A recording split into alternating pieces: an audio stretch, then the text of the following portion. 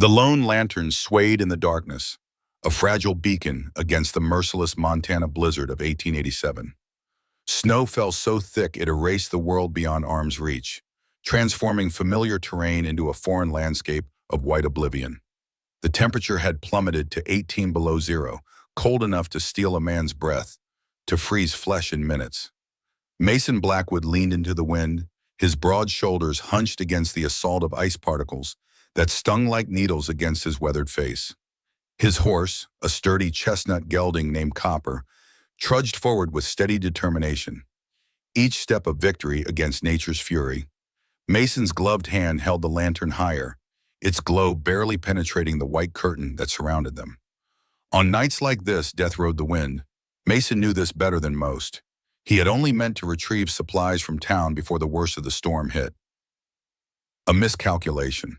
The blizzard had descended with unexpected ferocity, turning the 3-mile ride back to his ranch into a battle for survival. Now Main Street was deserted, windows glowing faintly behind frost-covered glass, doors locked against the cold. Redemption Falls had battened down for the night, its residents huddled around fires, waiting for morning. Mason was about to turn Copper toward home when he saw them, 3 dark shapes huddled against the mercantile's wall. At first, he thought they were sacks of flour forgotten by old Garrett after closing, but sacks of flour didn't shiver. He dismounted, his boots crunching through snow already 6 inches deep. The lantern swung forward, illuminating a tableau of desperation. A woman, her thin shawl white with snow, clutched 2 small children to her body. The girl couldn't have been more than 5, her face buried against her mother's shoulder. The boy, slightly older, stood rigid against the cold, his small jaw set in determination despite blue-tinged lips. "Ma'am?" Mason's voice was rough from disuse and cold. The woman's head snapped up, eyes wide with fear before narrowing in recognition. "Mr. Blackwood!" He knew her, though they'd never spoken. Eleanor Winters, widow or good as her husband having disappeared after gambling away their fortune. Once among Redemption Falls' finest families, now whispered about in corners of the saloon and church socials. Her children's names escaped him, though he remembered there were 2. "How long have you been out here?" he asked, moving closer. "Since sundown." Her voice was hoarse, dignity straining against desperation. "We tried everywhere." Mason understood the unspoken truth. They'd been turned away. Every door in Redemption Falls had closed to a woman and her children on the coldest night in memory. The little girl coughed, a wet, desperate sound that stirred something painful in Mason's chest. "Mama," the boy whispered, his voice small against the howling wind, "I can't feel my feet anymore." Mason had seen men die from cold during the war. It started with numbness, then came the drowsiness, then the eternal sleep. "My ranch is 3 miles out," he said, the words forming before conscious thought. "You'll ride, I'll walk alongside." Confusion, then wariness crossed Eleanor's face. "Mr. Blackwood, I couldn't possibly—" "Ma'am, it's this or freeze." Mason didn't wait for further protest. He lifted the little girl from Eleanor's arms, feeling how light she was, how fragile. "What's your name, little one?" "Sophie," came the whispered reply before another cough racked her small frame. "And I'm James," the boy said, standing straighter, as if needing to assert himself in this stranger's presence. Mason nodded, settling Sophie onto the saddle before helping James up behind her. "Hold tight to your sister," he instructed. The boy wrapped his arms around Sophie with fierce protectiveness. When Mason turned to help Eleanor, she hesitated, pride and desperation warring in her eyes. "Why not?" she asked softly. "When no one else would." Mason didn't answer. Instead, he offered his hand, calloused and strong. After a moment, Eleanor took it, allowing herself to be helped onto Copper's back behind her children. As Mason gathered the reins and began leading them away from town, a curtain twitched in the bank's second-floor window. Harrison Wells stood watching, his face illuminated briefly before the heavy drapes fell back into place. Mason felt the weight of that gaze but didn't look back. He focused instead on the 3 lives now in his care, on the long, cold journey ahead. He hadn't saved anyone in 3 years. Not since Anna and the girls. Not since he'd stood helpless while fever claimed them one by one. The lantern swayed with each step, casting shifting shadows across the endless white. Behind him, the woman and children huddled together for warmth, silent except for the occasional muffled cough from Sophie. The wind screamed around them, hungry and relentless. Mason Blackwood had not opened his home to another soul since burying his family. Tonight, that would change. The ranch house rose from the darkness like a ship emerging from fog. 2 stories of solid timber and stone that had withstood 20 Montana winters. Lamplight glowed in a single downstairs window, a promise of warmth amidst the storm's fury. By the time they reached the front porch, Mason's beard was crusted with ice, his legs numb from trudging through knee-deep snow. Eleanor and the children had fallen into an ominous silence, conserving energy, fighting off the cold, seductive promise of sleep. The front door opened before Mason could reach it. Samuel Two Rivers stood in the doorway, his weathered face registering first relief, then surprise at the sight of the additional riders. "Thought you'd frozen out there," Samuel said, stepping aside as Mason led the horse and its passengers under the shelter of the porch roof. "Nearly did." Mason handed the lantern to Samuel before reaching up to help Sophie down. The child was alarmingly still in his arms. "Get blankets and stoke the fire high." Samuel nodded once, disappearing inside without question. Mason helped James down next, noting how the boy's legs nearly buckled from cold and stiffness. Eleanor dismounted last, her movements graceful despite exhaustion and near freezing. "Thank you," she whispered, the words forming a small cloud in the frigid air. Mason merely nodded, carrying Sophie inside while Eleanor supported James. The warmth of the house hit them like a physical force after the blizzard's brutality. The main room was sparsely furnished but immaculately kept.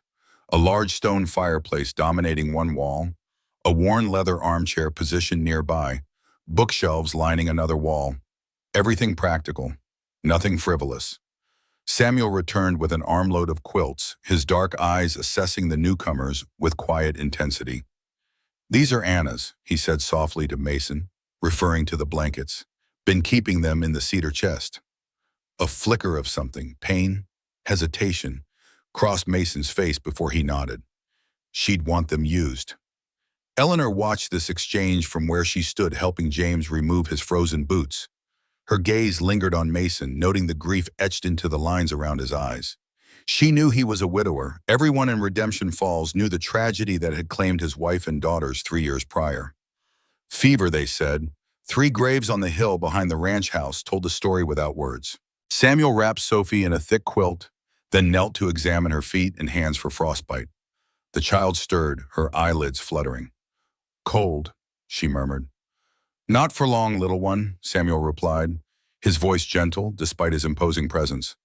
He looked up at Eleanor. "No frostbite, but she needs warming from the inside. I'll make hot cider." Eleanor nodded gratefully, then turned to Mason. "Mr. Blackwood, I don't know how to thank you properly, but please know—" "No need for thanks," he interrupted, his voice gruff. "Or for Mr. Blackwood. Mason will do." A small silence fell between them, filled only by the crackling fire and Sophie's labored breathing. "I've prepared the 2 guest rooms upstairs," Samuel said, returning from the kitchen with steaming mugs. "First door's on the right." "Guest rooms?" Eleanor couldn't keep the surprise from her voice. The ranch house was known to be Mason's solitary domain. Few from town had entered it in the 3 years since his family's passing. "My daughter's rooms," Mason said quietly, taking one of the mugs from Samuel and handing it to James. "Drink slowly, boy, it's hot." James accepted the mug with both hands, his eyes wide as they took in the room. The 2 men, the unexpected sanctuary. "Thank you, sir," he said with a formality that spoke of careful upbringing. Eleanor felt a fresh wave of gratitude tinged with sorrow. Once her son had lived in the finest house in Redemption Falls. Now he thanked strangers for basic kindness. "I'll take you up when you're warmed through," Mason said, moving toward the door. "Need to stable Copper and check the other horses." After he left, a curious silence filled the room. Samuel busied himself tending the fire while Eleanor helped her children drink their cider. Sophie's color was returning, her coughing less frequent as the warmth penetrated her small body. "You're Mr. Two Rivers?" Eleanor finally asked, recalling the name from town gossip. The half-Blackfoot man who lived and worked on Mason's ranch was the subject of much speculation. Little of it kind. Samuel nodded without looking up from the fire. "And you're Mrs. Winters?" Eleanor blinked in surprise. "You know me?" Now Samuel turned, his dark eyes meeting hers directly. I know you stood up for my mother at Garrett's store 3 years ago, when he wouldn't sell to her because of her blood. The memory returned with sudden clarity.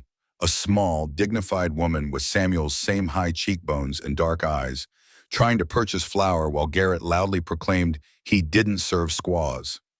Eleanor had intervened, insisting the woman be treated with respect. I remember, Eleanor said softly. I didn't know she was your mother. Samuel studied her for a long moment. Few white women would have done what you did, he said finally. Even fewer of your standing at the time.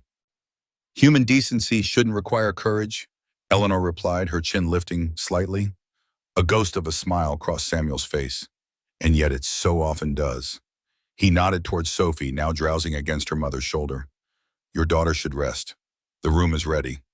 As if on cue, the front door opened again, bringing a swirl of snowflakes and bitter cold. Mason stomped his boots clean before entering, his face ruddy from the brief exposure to the elements. Storm's getting worse, he announced. Good thing you weren't out in it any longer. Eleanor stood, supporting the half-asleep Sophie. We're beyond grateful, Mr. Mason. If there's any way I can repay your kindness. There isn't, he said simply. Samuel will show you upstairs. Breakfast at dawn. With that, he moved to his chair by the fire, effectively ending the conversation. Eleanor recognized dismissal when she heard it. She nodded to Samuel, who led them up the narrow staircase to the second floor. The upstairs hallway was dimly lit by a single oil lamp. Samuel pointed to the first two doors on the right. These rooms haven't been used in some time, he said, his voice dropping to a respectful murmur. But they're clean. The small one was Mary's, might suit your daughter. The next was Rachel's. Eleanor noted the names, storing them away. Mason's daughters, gone 3 years now. Thank you, Mr. Two Rivers, she said, equally quiet. Samuel, he corrected, echoing his employer's earlier sentiment. Eleanor nodded, then hesitated. Is he always so abrupt? Samuel supplied. Yes, but not unkind. He paused, seeming to consider his next words carefully. He's a good man who's forgotten how to be around people, especially women and children. With that cryptic assessment, he bid them good night and descended the stairs, leaving Eleanor and her children alone in the hushed upper floor of a stranger's home. Mary's room was indeed small but lovingly furnished. A child's bed with a carved headboard, a small dresser, and a rocking horse in one corner. A wooden doll sat atop the dresser, its painted face faded but still smiling. Sophie was too exhausted to notice these details as Eleanor tucked her into bed, her small body finally relaxing into proper sleep. James proved more resistant, insisting on examining Rachel's room thoroughly before agreeing to sleep. The room was clearly that of an older child. Bookshelves lined one wall, filled with adventure stories and school books. A desk sat beneath the window, and a collection of pressed flowers hung framed above the bed. Why does he keep their rooms like this? James asked, his young face serious in the lamplight. If they're gone, Eleanor smoothed back his hair, still damp from melted snow. Some memories are too precious to pack away, she said softly. Now sleep. We're safe for tonight. After both children were settled, Eleanor stood in the hallway, overwhelmed by the day's events. Hours ago, they had faced certain death in the bitter cold. Now they slept in beds that had belonged to children similarly aged to her own. Children whose father now sat stoically downstairs, having saved them without explanation or expectation. She glanced toward the stairs, tempted to return and properly thank him, but exhaustion claimed her instead. Tomorrow would be soon enough for gratitude. Tonight was for survival, for the simple blessing of warmth and shelter against the storm that still raged beyond the sturdy walls of Mason Blackwood's home. Mason sat long into the night, the dying embers of the fire reflecting in his eyes. The wind's whispers around the eaves had once seemed only to echo his loneliness, but tonight they carried something different. The faint melody Eleanor had played earlier, the unexpected sound of children's laughter that had filled rooms too long silent. He still remembered Anna at that piano, the girls dancing.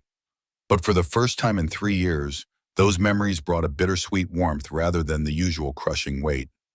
Samuel returned from checking the upstairs guests, settling into the chair opposite with familiar ease. He poured 2 fingers of whiskey into Mason's empty mug without asking. "They're asleep," he reported, the girls breathing easier.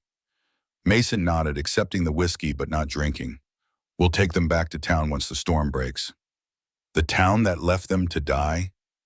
Samuel's voice held no judgment, merely quiet observation. "They have nowhere else." "They have here." Mason shot his friend a sharp look. "This isn't a boarding house."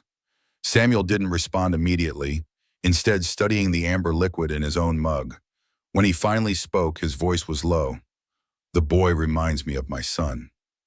It was a rare reference. Samuel seldom spoke of the child who lived with his late wife's people, forbidden from seeing his half-breed father. The pain was too raw, the separation enforced by both white and native communities who saw no place for those caught between worlds.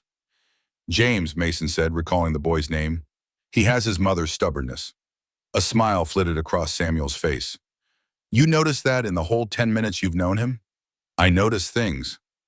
Like how the town turned its back on a woman and 2 children?" Samuel's tone remained neutral, but the question carried weight. Mason finally took a sip of whiskey, letting it burn down his throat. "Harrison Wells was watching from his window when I found them." Samuel tensed almost imperceptibly. "Did he see you?" "Yes." The single word hung in the air between them, laden with unspoken history. Samuel leaned forward. "Mason, if he recognizes you after all these years—" "He won't." Mason set down his mug with finality. "It was dark, I was bearded, and it's been 20 years. The war changes men." "Some wounds don't heal," Samuel said quietly. "Some grudges don't fade." The fire popped suddenly, sending a cascade of sparks up the chimney. Both men fell silent, lost in the shared memory of a younger Mason Blackwood, a Union sergeant forced to kill one of his own men to prevent the slaughter of a Blackfoot family. The dead soldier's name, Edward Wells, Harrison's beloved younger brother. "If he knew," Samuel continued after a long pause, "he wouldn't rest until—" "He doesn't know," Mason interrupted firmly. "To him, I'm just the reclusive rancher who took in a disgraced widow against the town's judgment." He stood abruptly. "We should get some sleep. Storm or no, the stock needs tending at dawn." Samuel nodded, recognizing when Mason had closed the subject. He rose more slowly, gathering their mugs. "The woman," he said carefully. "She has courage." Mason paused at the bottom of the stairs. "She'll need it," he replied, "when the town discovers where she spent the night." With that grim assessment, he climbed the stairs to his own room, passing the closed doors behind which Eleanor and her children slept. For a moment he paused outside Mary's room, his hand hovering near the doorknob. But he didn't enter. Some ghosts were best left undisturbed. Eleanor woke to unfamiliar silence. For a moment disorientation clouded her mind. The strange room, the unfamiliar bed. Then memory returned. The blizzard, the closed doors, the lantern in the darkness. Mason Blackwood. Pale winter light filtered through the curtains. The storm had passed, leaving a crystalline stillness in its wake. Eleanor rose quietly, careful not to wake James, who had migrated to her room during the night. She crossed to the window and pulled back the curtain. A world transformed greeted her. Snow blanketed everything, the yard, the outbuildings, the distant hills, in pristine white. The sky above was clear blue, the sun casting long shadows across the untouched expanse. In the distance, Mason and Samuel moved between the barn and a paddock, their breath forming clouds in the frigid morning air.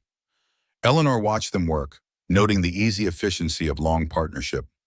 Despite their physical differences, Mason tall and broad-shouldered, Samuel leaner but no less strong, they moved in complementary rhythm, breaking ice from troughs, distributing feed, checking animals. A soft sound behind her announced Sophie's arrival. The child padded across the room in her stocking feet, still wrapped in one of the quilts. "Where are we?" she asked, her voice clearer than it had been in days. Eleanor lifted her onto the windowsill so she could see. "We're at Mr. Blackwood's ranch. Do you remember last night, the storm?" Sophie nodded solemnly. "The man with the light saved us." "Yes," Eleanor stroked her daughter's tangled hair. "He did." "Is he nice?"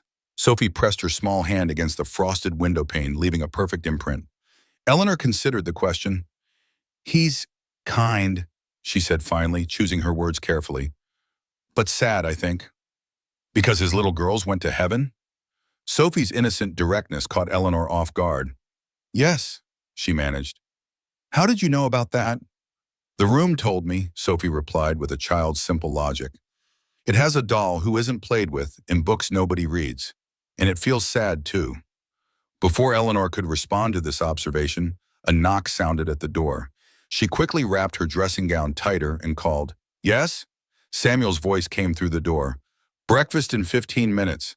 Left some clothes outside the door that might fit you and the children. Thank you, Eleanor called back, relief washing through her at the thought of clean garments.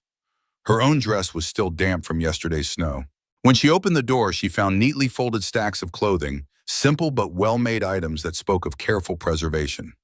Women's and girls' clothing, Anna's and her daughter's. Eleanor's throat tightened at the realization. Gently waking James, she helped both children dress in their borrowed clothes.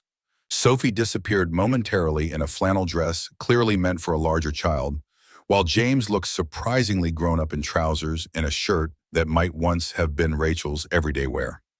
Eleanor selected the simplest dress for herself, a practical blue cotton that had been well-loved judging by the slight fading at the cuffs. It fit reasonably well, though Anna Blackwood had clearly been slightly shorter and fuller in figure. Eleanor pinned her hair up as best she could without proper implements, determined to present herself with dignity despite their circumstances. Downstairs, the house was transformed by daylight. What had seemed Spartan and unwelcoming the night before now appeared merely uncluttered and practical. The main room stretched the width of the house with the kitchen visible through an open doorway. A dining table of solid oak dominated one end of the room, already set for breakfast. Mason stood at the stove, his back to them as they descended. Samuel looked up from where he was slicing bread, offering a nod of greeting. Good morning, Eleanor said, ushering her children forward. Mason turned, a coffee pot in one hand. For a moment he seemed startled by their presence, as if he'd forgotten their existence overnight. His eyes moved from Eleanor to the children, lingering briefly on their borrowed clothes before his expression smoothed into careful neutrality. Morning, he replied. Coffee? Eleanor nodded, grateful for the simple offer. Yes, please. They settled around the table, Mason at the head, Samuel to his right, Eleanor and the children to his left. The meal was simple but plentiful. Eggs, bacon, bread with preserves, and steaming bowls of porridge sweetened with honey. Eleanor realized with a pang how long it had been since her children had eaten so well. James attacked his food with the ferocity of a growing boy too long deprived. Sophie ate more carefully, still recovering from her illness. Eleanor found her own appetite surprisingly keen despite the awkwardness of their situation. Mason ate methodically, his attention seemingly focused on his plate. It was Samuel who broke the silence. Roads will be impassable today, he observed. Snows drifted higher than a man's head in places. Eleanor set down her fork. We wouldn't dream of imposing further, she said quickly. As soon as a path is cleared to town— You're not imposing, Mason interrupted, his voice matter of fact. Samuel's just stating facts. You'll stay until it's safe to travel. He glanced at Sophie. The girl needs rest anyway. That cough isn't fully gone. As if to confirm his assessment, Sophie coughed lightly into her napkin. Eleanor felt a rush of both gratitude and unease. Extended hospitality meant extended debt, something she could ill afford in any sense. I insist on earning our keep, she said firmly. I can cook, clean, mend. Don't need a housekeeper, Mason cut in, his tone softening slightly at Eleanor's visible discomfort. But do as you please. Samuel will show you where things are kept. James looked up from his demolished breakfast. Can I help with the horses? He asked, eyes bright with hope. I'm strong for my age. A flicker of something, pain perhaps, or memory, crossed Mason's face. But it was Samuel who answered. We could use an extra pair of hands mucking stalls, he said, his normally solemn expression warming slightly. Even small ones. James beamed, sitting straighter in his chair. Eleanor felt a tug of emotion at her son's eagerness. He'd had ponies of his own, riding lessons from the finest instructor in the territory. Now he volunteered to shovel manure, grateful for the chance. Just mind your mother approves, Samuel added, glancing at Eleanor. She nodded, unable to deny her son this small happiness. Of course, but stay warm and don't overtax yourself. What about me? Sophie asked in her small, serious voice. What can I do? Mason looked at the child directly for the first time. Can you read? Sophie nodded vigorously. I'm the best reader in my class. Teacher says so. There's books in the sitting room, Mason said. You can read those while you get your strength back. It was the longest speech he'd made since their arrival, and Eleanor noted how it seemed to cost him effort to address her daughter directly. The ghost of his own lost child hovered almost visibly between them. The meal concluded with arrangements for the day. James would help Samuel with barn chores. Sophie would rest and read. Eleanor would familiarize herself with the house. Mason would work on clearing a path to the main road, though all acknowledged it might be days before travel to town was practical. As they dispersed from the table, Eleanor hung back, catching Mason alone for a moment. The clothes, she said quietly.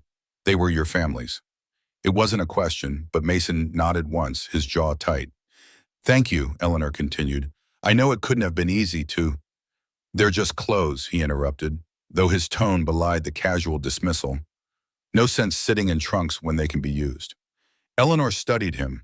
The weathered face with its neatly trimmed beard shot through with silver, the blue eyes that revealed nothing, the set of shoulders accustomed to bearing weight alone. Nevertheless, she said gently, thank you. Mason held her gaze for a long moment before nodding again, more slowly this time. Then he turned away, reaching for his coat and gloves. Storm's passed, but winter hasn't, he said over his shoulder. Keep the children inside today. Tomorrow will be warmer. With that, he was gone, the door closing firmly behind him. Eleanor stood in the suddenly quiet house, surrounded by the possessions and memories of a family long gone, wondering what twist of fate had delivered her and her children to this particular sanctuary on that particular night. Outside, the sun climbed higher, turning the snow-covered landscape into a sea of blinding white. In town, 3 miles distant, Redemption Falls was stirring to life after the storm, unaware that their discarded widow and her children had found refuge with the most unlikely of saviors. That knowledge, and its consequences, would come soon enough. 3 days passed in relative peace at the Blackwood Ranch. The snow began to melt under stronger sun, creating paths between buildings where before there had been only drifts. Eleanor settled into a routine of sorts, cooking meals, tidying rooms that seemed to have lacked a woman's touch for years, mending clothes that had clearly been patched by less skilled hands. Mason remained distant but not unkind, leaving early each morning and returning late, his interactions with Eleanor and the children limited to necessary exchanges. It was Samuel who provided company and conversation, his initial reserve gradually warming as he spent more time with the unexpected guests. James followed Samuel like a shadow, his city-bred hands growing tougher with each day of ranch work. Sophie recovered her strength rapidly, dividing her time between books from the shelves and drawing pictures with paper and pencils Samuel unearthed from Rachel's old desk. It was on the 4th day that Eleanor discovered the piano. She had been exploring a small room off the main sitting area, a space that appeared unused, its furniture draped with sheets. Curiosity prompted her to lift one cover, revealing a beautiful upright piano of polished cherry wood. Dust had settled on the keys, but otherwise it appeared well maintained. Eleanor couldn't resist. Her fingers found the keys from muscle memory, playing a soft chord that resonated through the quiet house. The sound was surprisingly true. The instrument had been kept in tune despite its disuse. That was Anna's. The voice startled her. Eleanor turned to find Mason in the doorway, snow melting from his boots, his expression unreadable. I'm sorry, she said quickly, closing the fallboard over the keys. I shouldn't have— No, Mason interrupted, stepping into the room. It's fine. He moved closer, his large hand hovering over the polished wood before coming to rest on the piano's curved edge. She played every evening. The girls would dance. It was the first personal detail he'd offered since their arrival. Eleanor remained still, afraid that any movement might break this moment of unexpected openness. You play? Mason asked, looking at her directly. Eleanor nodded. I studied as a girl. Before— She trailed off, unwilling to elaborate on the circumstances that had reduced her from society a wife to destitute widow. Mason seemed to understand anyway. He stepped back, gesturing to the instrument. Play if you want. No sense letting it sit silent forever. Before Eleanor could respond, the sound of small footsteps in the hallway announced Sophie's arrival. The child appeared in the doorway, her eyes widening at the sight of the uncovered piano. "Is that a real piano, Ba?" she asked, approaching with reverent steps, like the one at church. "Better," Eleanor said, smiling at her daughter's wonder. "This one was loved." Sophie reached out a hesitant finger to press a single key, delighted by the clear tone that resulted. "Can you play it, Mama, like you used to at our old house?" Eleanor glanced at Mason, who had retreated to the doorway. He nodded once, then turned away, but not before Eleanor caught a glimpse of something raw and vulnerable in his eyes. She sat at the bench, adjusting her borrowed skirts, and began to play, a simple melody, sweet and uncomplicated. Sophie stood transfixed, her small face transformed by joy at the music filling the room. From his position in the hallway, Mason listened, memories washing over him in waves. Anna at that same bench, Rachel twirling in her Sunday dress, Mary clapping her hands in delight. For 3 years, he'd kept the piano covered, unable to bear its silence yet unwilling to sell it. Now music filled his home again, brought by the very people he'd rescued on impulse. In the kitchen, Samuel paused in his work, head lifting at the unexpected sound. A small smile crossed his normally stoic face. Outside, the sun broke through clouds, sending rays of light through windows long kept shuttered against both light and life. As Eleanor's playing filled the house, something shifted imperceptibly. A crack in the fortress of grief Mason had built around himself. A tender green shoot pushing through frozen ground as winter began its slow surrender to spring. That evening, Eleanor played again after dinner. This time Sophie danced, her small feet moving in unpracticed but joyful steps across the worn floorboards. James watched from his place by the fire, trying to maintain his boyish dignity, but eventually giving in to tap his foot in time. Mason sat in his usual chair, ostensibly reading a newspaper. But Eleanor noticed his eyes lifting occasionally to watch Sophie's dancing, a shadow of something like remembrance softening his stern features. Samuel sat opposite Mason, whittling a small figure from a piece of pine. His hands moved with practiced precision, creating what appeared to be a horse in miniature. For a brief time, the house felt inhabited again, not just occupied by bodies, but animated by the particular energy of a home. When Eleanor finished playing, a comfortable silence fell, broken only by the crackling fire and the soft scrape of Samuel's knife against wood. "That was lovely," Samuel said, looking up from his carving. "Reminds me of my mother. She sang, though she didn't play." "Will you teach me, Mama?" Sophie asked, climbing onto the bench beside Eleanor. "When I'm bigger?" Eleanor smiled, smoothing her daughter's hair. "Of course, darling, when your hands can reach the keys properly." "My daughter Rachel started lessons at 6, Mason said unexpectedly. All eyes turned to him, surprised by the voluntary reference to his child. "She had a good ear, better than her sister." He spoke matter-of-factly, but Eleanor saw the cost in the tightening around his eyes, the slight tension in his shoulders. She sensed this was the most he'd spoken of his daughters in years. "I'm 5 3/4, Sophie announced proudly. "Almost 6. A ghost of a smile touched Mason's lips. "Almost," he agreed. Later, as Eleanor tucked Sophie into bed, the child asked sleepily, "Can we stay here forever, Mama? I like it here." Eleanor smoothed the quilt over her daughter's small form. "This isn't our home, sweetheart. We're just guests until the road's clear. But Mr. Blackwood is nice, and Mr. Two Rivers is teaching James about horses. And there's the piano." Sophie's logic was impeccable in its childish directness. "And we don't have anywhere else." The truth of this last statement hit Eleanor with painful force. They truly didn't have anywhere else. Their rented rooms above the milliner's shop would have been let to someone else by now. Their possessions, what few remained after Henry's disappearance, were likely stored in the landlord's cellar, awaiting auction for unpaid rent. "We'll figure something out," Eleanor promised, kissing Sophie's forehead. "Now sleep." In the hallway she paused, overwhelmed by the precariousness of their situation. The storm had passed, the roads would soon be passable, and their temporary sanctuary would end. They would return to Redemption Falls, where closed doors and judgment awaited. Eleanor straightened her shoulders, determination replacing despair. She would find work, sewing, laundry, whatever was available. She would rebuild their lives somehow, provide for her children with whatever dignity she could salvage. Downstairs, the low murmur of men's voices drifted from the sitting room. Eleanor hesitated at the top of the stairs, not wanting to interrupt, but drawn by the serious tone of their conversation. "Won't be able to hide it," Samuel was saying. "Word travels fast in small towns." "I'm not hiding anything," came Mason's reply. "I did what anyone would do." A short, humorless laugh from Samuel. "But no one else did. That's the point. You know how Wells and his crowd will see this." "I don't answer to Harrison Wells or anyone else in that town." "Maybe not, but the woman and her children will face the consequences all the same." A long silence followed this statement. Eleanor held her breath, waiting. "What would you have me do?" Mason finally asked, his voice lower. "Turn them out? Send them back to people who left them to die in a blizzard?" "Of course not," Samuel replied, his tone softening. "But we both know this changes things. Wells has been looking for a reason to come after you for years. Taking in the Winters woman gives him that reason. Let him try."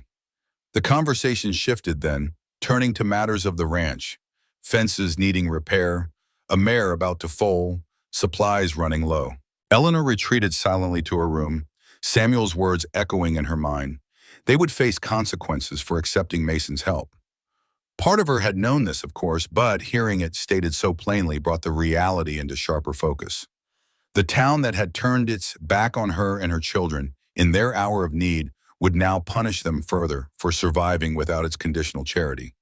And Mason, the solitary rancher who had opened his home to strangers, would be judged alongside them. Eleanor sat by the window, looking out at the moonlit landscape. In the distance, she could see the faint glow of Redemption Falls, its lights a constellation of small, cold stars against the darkness. Once, those lights had represented community, belonging, safety. Now they seemed like warning beacons, signaling danger ahead. She thought of Mason, the grief he carried like armor, the kindness he extended despite it. Of Samuel, whose divided heritage had taught him the harshness of human judgment. Of her children, finally sleeping peacefully after months of uncertainty. Tomorrow or the next day, they would have to leave this unexpected haven and face whatever awaited them in town. Eleanor closed her eyes, a prayer forming on her lips, not for herself, but for the man whose simple act of humanity had likely cost him more than he knew. Outside her window, the moon cast long shadows across the snow. In the barn, a horse nickered softly. In the room across the hall, James turned in his sleep, dreaming of wide-open spaces and the freedom of riding across them. And somewhere in the house below, Mason Blackwood sat alone, contemplating the strange twist of fate that had brought Eleanor Winters and her children to his door on the coldest night of the year, setting in motion events that would soon shatter the careful isolation he had built around his wounded heart. The following morning dawned clear and cold, the kind of crystalline winter day that turns breath to silver and makes every sound carry for miles. By noon, the main road to town was passable, not comfortable but navigable by horse or wagon. The inevitable departure of Eleanor and her children loomed like a shadow over the ranch house. Mason spent most of the day in the far pasture, checking fences damaged by snowdrifts. It was solitary work that required attention but little thought, allowing his mind to wander paths he'd long avoided. 3 years he'd lived in self-imposed isolation, speaking only to Samuel and the occasional ranch hand or tradesman. 3 years of carefully constructed routine designed to fill days without filling the emptiness left by Anna and the girls.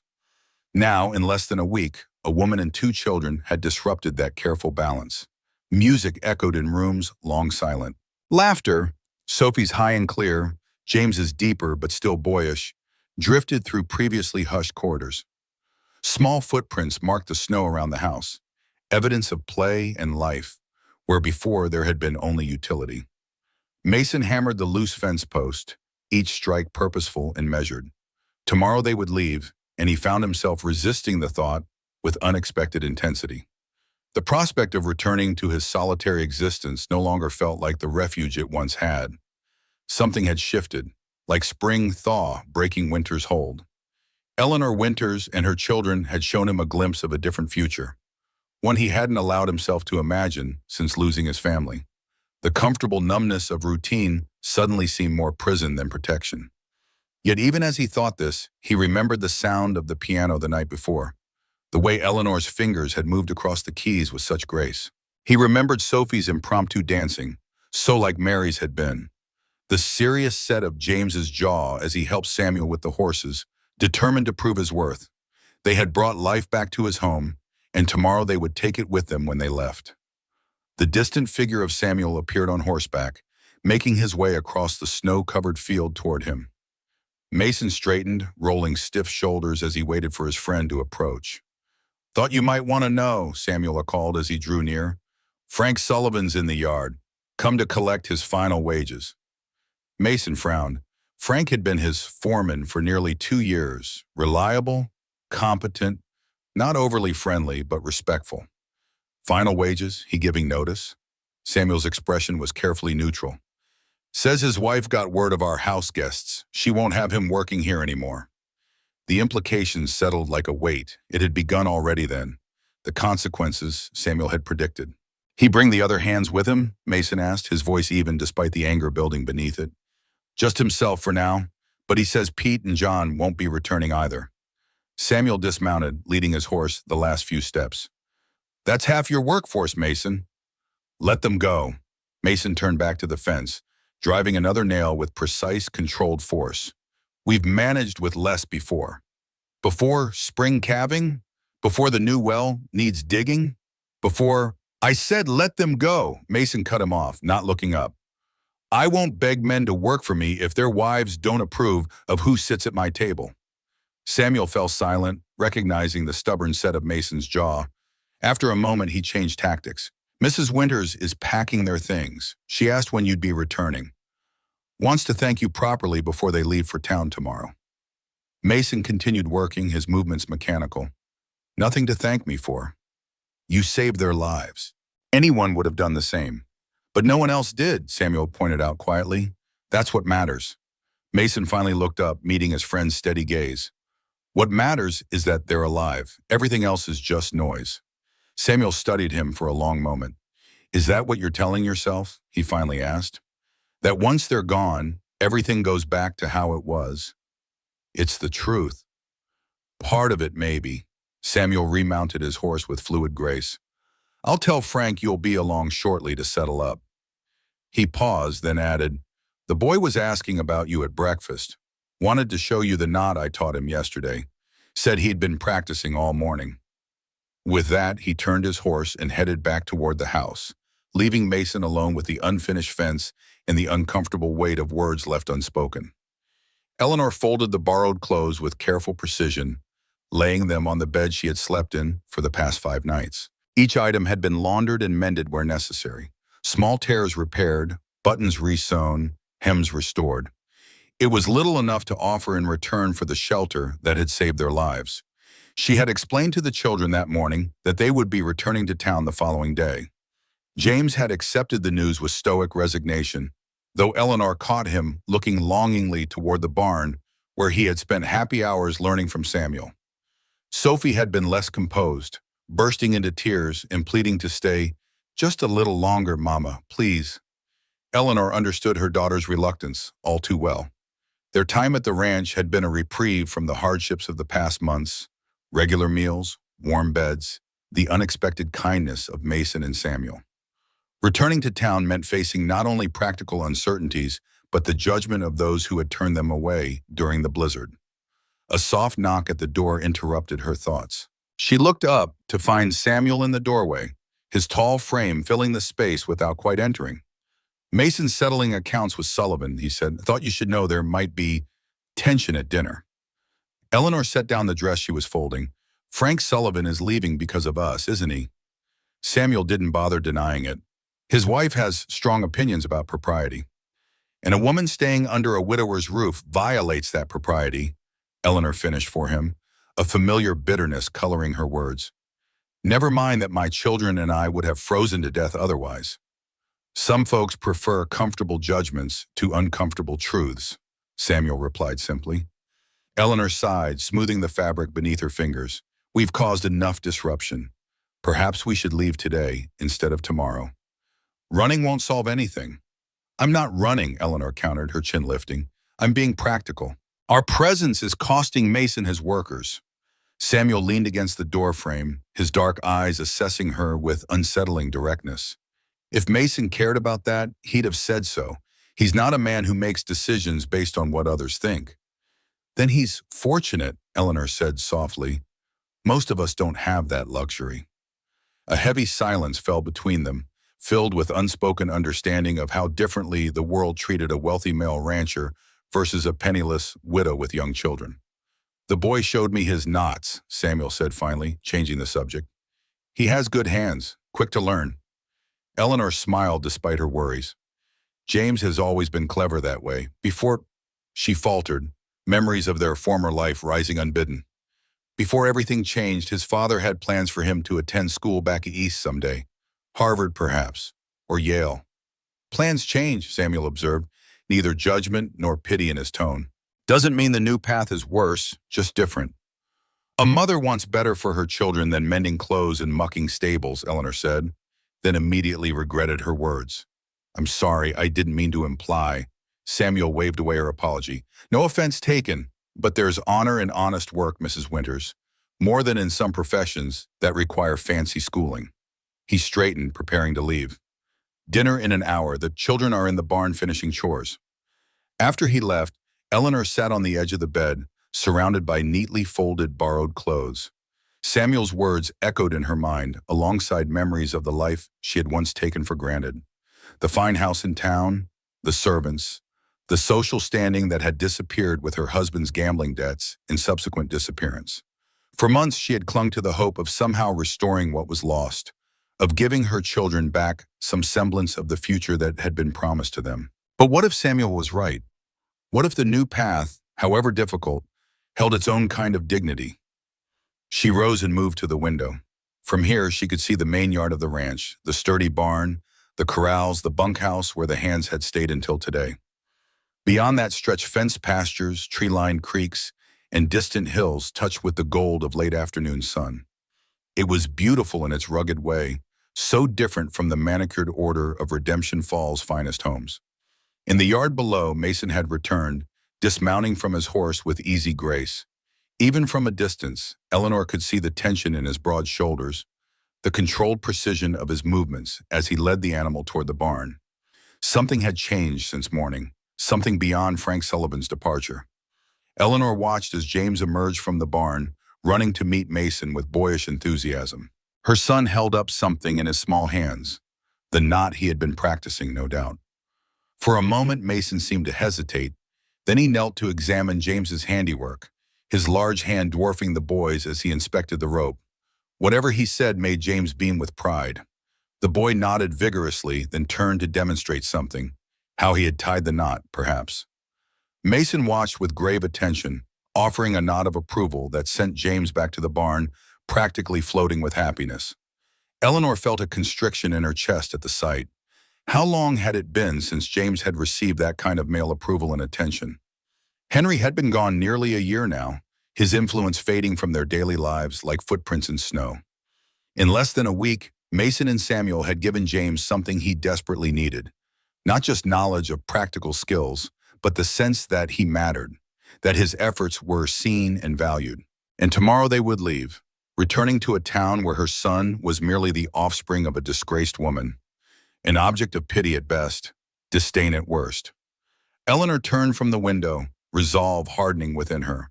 For her children's sake, she would find a way forward in Redemption Falls.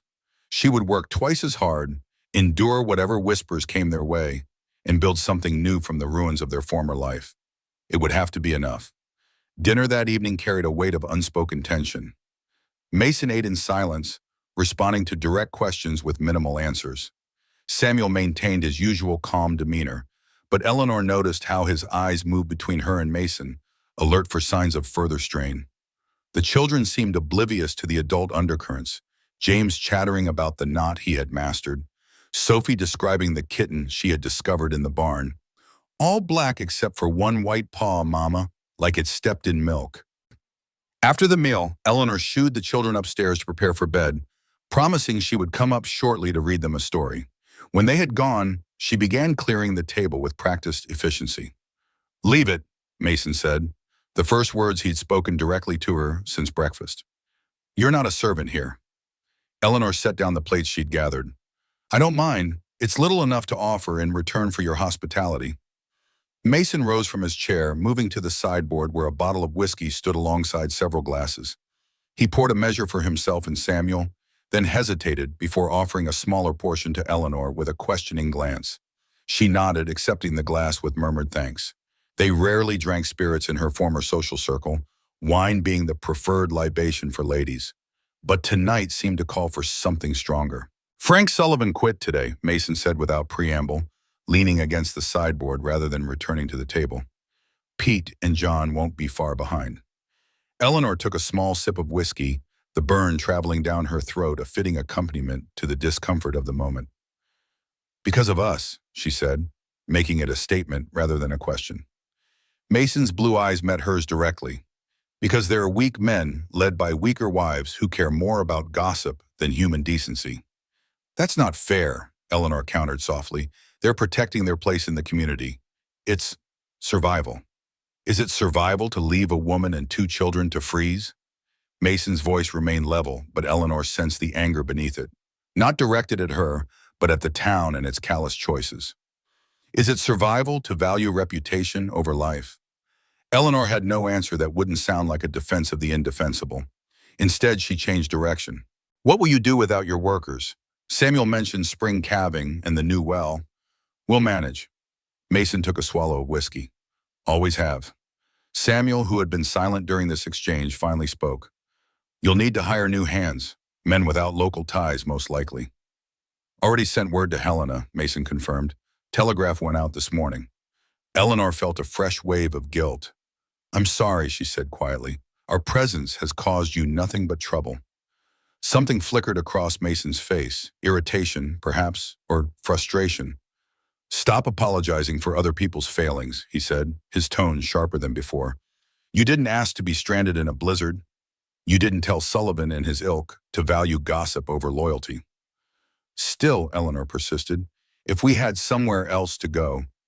Do you? Mason interrupted, his gaze intensifying. Have somewhere else to go? The directness of the question caught her off guard. Eleanor looked down at the amber liquid in her glass, buying time to compose her thoughts.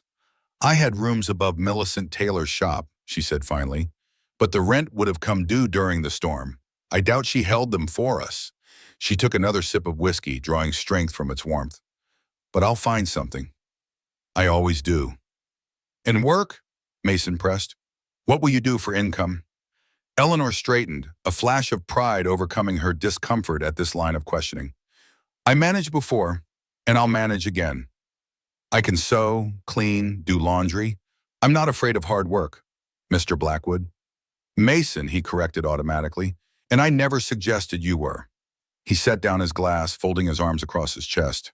But the fact remains that you're returning to a town that left you to die,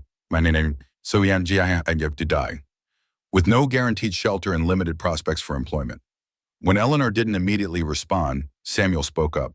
What Mason is trying to say in his characteristically blunt way is that you have options beyond Redemption Falls.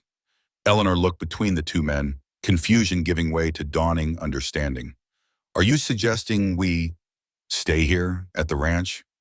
We have the room, Mason said, his tone matter-of-fact, and I find myself short-handed with Sullivan and the others leaving. You're offering me employment?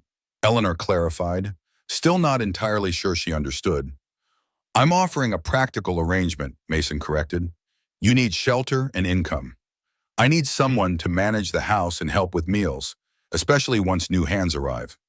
Samuel could use James's help with the horses. The boy has a knack for it. And Sophie? He hesitated, a shadow crossing his features. The child needs time to fully recover. Stable surroundings. Eleanor set her glass down carefully, mind racing. The offer was unexpected, yet undeniably appealing. Secure housing, steady work, a safe environment for the children. Yet beneath the practical considerations lay more complex implications that couldn't be ignored. People will talk, she said, voicing the most obvious concern. More than they already are. A widow living in a bachelor's home, even as an employee, it would be scandalous. Let them talk, Mason said dismissively. I don't answer to the gossips of Redemption Falls. But I have to, Eleanor countered, for my children's sake. Their futures depend on maintaining some measure of respectability. Samuel leaned forward, elbows on the table. Mrs. Winters, Eleanor, forgive my directness, but respectability is a luxury you may not be able to afford right now. Survival comes first. His words struck home with uncomfortable accuracy. Eleanor thought of Sophie's cough, finally improving after days of proper food and warmth, of James's growing confidence as he learned skills that could sustain him in this harsh territory, of her own exhaustion after months of barely keeping them afloat. I need to think, she said finally, and to talk with my children. This affects them as much as me. Mason nodded, no sign of disappointment or relief crossing his stoic features. Fair enough. The offer stands until you leave tomorrow. He drained his glass and set it aside. Now, if you'll excuse me, I need to check the new foal before turning in. After he left, Samuel remained at the table, his dark eyes studying Eleanor with unsettling perception. He doesn't make offers lightly, he said after a moment. Hasn't invited anyone to stay here since Anna and the girls passed. Eleanor traced the rim of her glass with one finger. Why now? Why us? Samuel considered the question, his expression thoughtful. Mason sees something in you and your children that reminds him life is worth living. That's rare for him these days. And you? Eleanor asked. What do you think of his offer? A slight smile crossed Samuel's normally serious face. I think James has potential with horses that shouldn't be wasted. I think Sophie brings music back to a house that's been too quiet. And I think you're the first person besides me who's gotten more than 10 words out of Mason Blackwood in 3 years. He rose, collecting the whiskey glasses with fluid efficiency. But it's your decision. No one will think less of you either way. Left alone in the dining room, Eleanor sat in contemplative silence. Upstairs, her children were waiting for their bedtime story. Beyond the windows, darkness had settled over the ranch, stars emerging in a clear winter sky. Somewhere in the barn, Mason tended to a newborn foal, life continuing in its endless cycle despite grief, despite loss, despite the complex entanglements of human relationships. Stay or go, safety or respectability, practical needs or social expectations. Eleanor Winters had faced impossible choices before. This one, at least, offered hope on either path. The children's reaction to Mason's offer was predictably enthusiastic.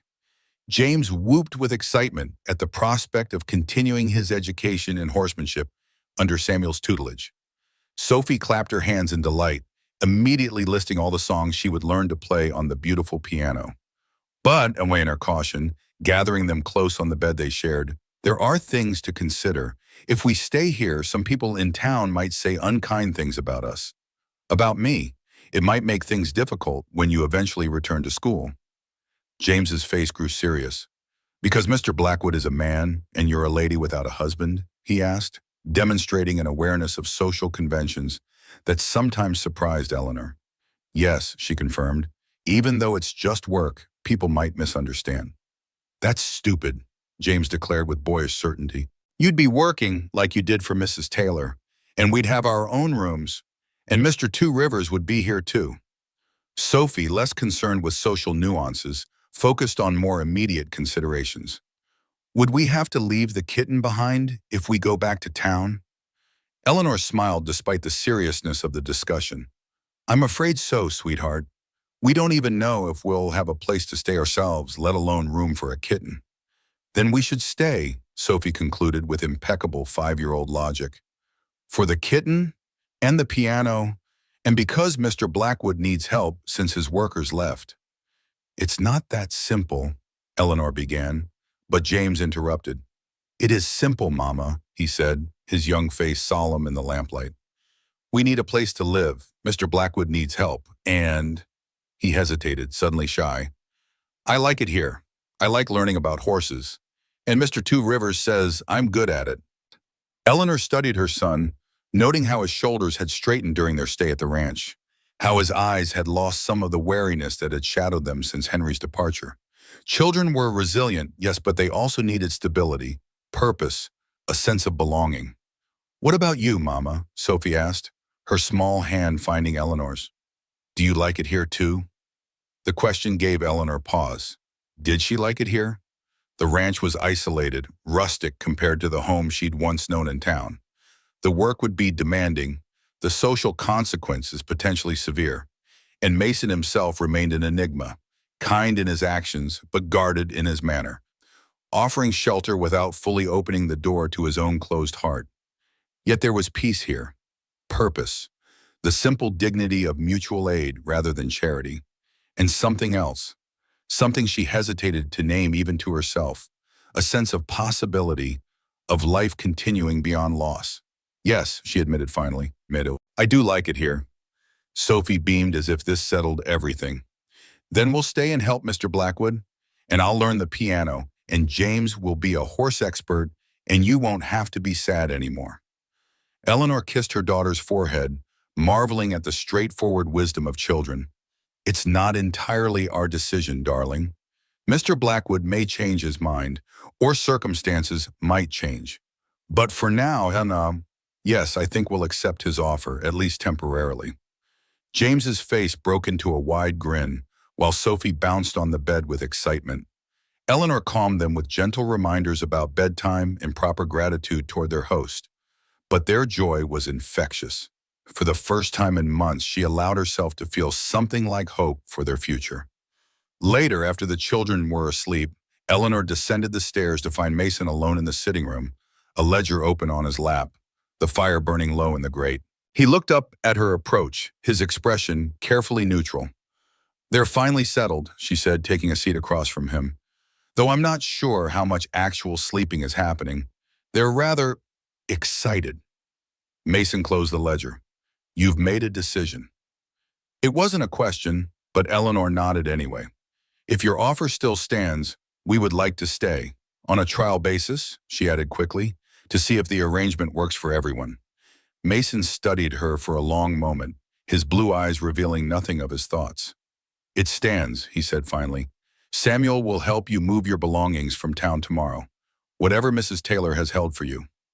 "Thank you," Eleanor said simply, "for everything." Mason set the ledger aside, his large hands coming to rest on the arms of his chair. "There are things you should know," he said, his tone shifting to something more formal. "About the ranch, about me." Eleanor waited, sensing the importance of whatever he was about to share. "I keep to myself for reasons beyond grief," Mason continued. "There are complications with certain people in town. Harrison Wells, primarily." "The banker?" Eleanor frowned slightly, trying to recall what she knew of the man. He was prominent in Redemption Falls, wealthy and influential, known for his conservative views and rigid adherence to social conventions. "What complications?" Mason's jaw tightened almost imperceptibly. "Old history. From the war. Nothing that affects day-to-day operations here, but it influences how the town views me and this ranch." He was being deliberately vague, Eleanor realized, sharing enough to warn her but withholding the specifics. "Is it something I should be concerned about? For the children's safety?" "No," Mason said firmly. "Wells wouldn't risk open conflict. His methods are more subtle, influencing others, applying economic pressure, like convincing the bank to deny credit extensions. Or persuading your workers to leave," Eleanor added, pieces falling into place. Mason nodded once. "The point is, by staying here, you align yourself with me in whatever grievance Wells holds. It may make your position in the community more difficult than it already is." Eleanor considered this new information. "Mr. Wells was one of those who refused us shelter during the blizzard," she said slowly. "I saw him at his window as we passed. He looked right at us and closed the curtains." Something flashed in Mason's eyes. Anger, perhaps, quickly controlled. "Then you already understand the kind of man he is." "I do." Eleanor straightened in her chair, decision crystallizing. "And I would rather face his disapproval than his false charity. We'll stay, Mr. Blackwood." "Mason. On your terms, with clear boundaries and expectations." Relief flickered briefly across Mason's features before his usual reserve reasserted itself. "Good," he said simply. "We'll discuss specifics tomorrow." He rose, signaling the end of the conversation, but paused before leaving the room. "One more thing," he added, his tone softening slightly. "The piano. Consider it yours to use whenever you wish. It's good to hear music in the house again." With that, he nodded a brief goodnight and departed, leaving Eleanor alone by the dying fire. Outside, the wind had picked up, whistling around the eaves of the house with a lonely sound that only emphasized the warmth and security within. Eleanor remained in her chair for some time, contemplating the decision she had made and its potential consequences. She had chosen safety over conventional respectability, practical needs over social expectations. She had aligned her fate and her children's with a man who carried secrets from a war long past, who had enemies in positions of power, who kept the world at arm's length through grief and choice. Yet she felt no regret, no hesitation. For the first time since Henry's disappearance, she had made a choice based on strength rather than desperation. Whatever came next, whatever whispers followed them, whatever challenges arose, they would face it from a position of security rather than precariousness. As she finally rose to seek her own bed, Eleanor glanced at the covered piano waiting silently in the adjacent room. Tomorrow she would play again. Music would continue to fill this house of grief, perhaps gradually replacing sorrow with something new. Not forgetting, never that, but moving forward nonetheless. Outside, the stars wheeled overhead, indifferent to human concerns. Inside, four souls separated by circumstance, but united by chance prepared for sleep, each carrying their own private hopes and fears into dreams. And somewhere in town, Harrison Wells sat in his study, a telegram in his hand bearing news that would soon shatter the fragile peace of Mason Blackwood's ranch. Word spread quickly through Redemption Falls that the Winters woman and her children had taken up residence at the Blackwood Ranch. By mid-morning of their first official day as residents rather than guests, Samuel returned from town with their meager belongings and a grim expression. "Town's buzzing like a disturbed beehive," he reported, unloading a small trunk from the wagon. Mrs. Sullivan was at the general store talking loud enough for half the street to hear about improper arrangements and moral decay. Eleanor, who had been helping James carry bundles into the house, sighed but didn't appear surprised. "I expected as much. What else?" Samuel hesitated, glancing toward Mason, who was adjusting the wagon's brake. Wells was asking questions at the mercantile about you, your circumstances, your relationship with Mason. A flash of indignation crossed Eleanor's features. "He has no right." "No, he doesn't," Samuel agreed. "But power makes its own rights in places like Redemption Falls." He lowered his voice. "There's more. Wells received a telegram yesterday. Don't know what it contained, but he looked mighty pleased with himself afterward." Mason joined them, having overheard the last part of their conversation. "Wells is always plotting something," he said dismissively. "Has been for years." This felt different, Samuel insisted. He was asking specific questions about when Mrs. Winters came to town originally, about her husband's disappearance. Eleanor felt a chill that had nothing to do with the winter air. "Henry has been gone nearly a year. Why would Mr. Wells suddenly take an interest?" "Control," Mason said flatly.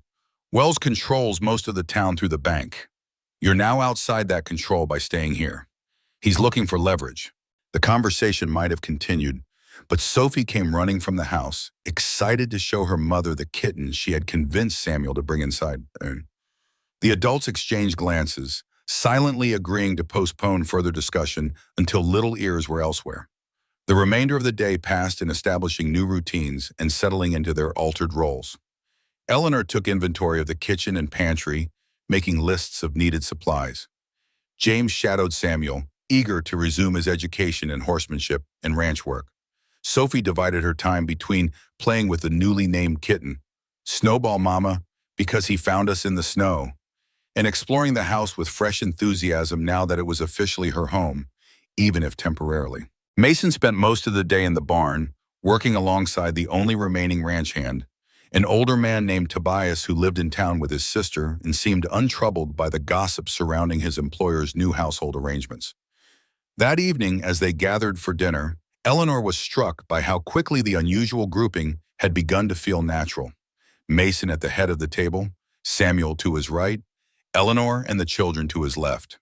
Conversation flowed more easily than it had during their guest status, with James eagerly recounting his day's lessons and Sophie describing the perfect spot she had found for Snowball's basket in the kitchen corner. "Mr. Two Rivers says I can help with the new foal tomorrow," James announced, sitting straighter in his chair. If it's all right with you, Mama. If Mr. Two Rivers thinks you are ready, then I trust his judgment, Eleanor replied, noting the pleased expression that briefly crossed Samuel's normally stoic features. The boy has good instincts with animals, Samuel confirmed. Gentle hands, important with young stock. Mason, who had been mostly silent, looked up from his plate. Your father teach you about horses, James? A shadow passed over the boy's face. Some, he said, his enthusiasm dimming slightly. Before he went away, we had a pony in town, but we had to sell him. Eleanor tensed at the mention of Henry, a subject she typically avoided with the children. But Mason merely nodded, his expression thoughtful. Different, working with ranch horses versus town ponies, he said. But the principles are the same. Patience, consistency, trust. He glanced at Samuel. You've got a good teacher in Samuel. Best horseman I know. James's face brightened at this confirmation, while Samuel acknowledged the rare compliment with a slight inclination of his head. Eleanor relaxed, grateful for Mason's matter-of-fact handling of a potentially painful topic. After dinner, while the children prepared for bed upstairs, Eleanor found herself alone with Mason in the sitting room.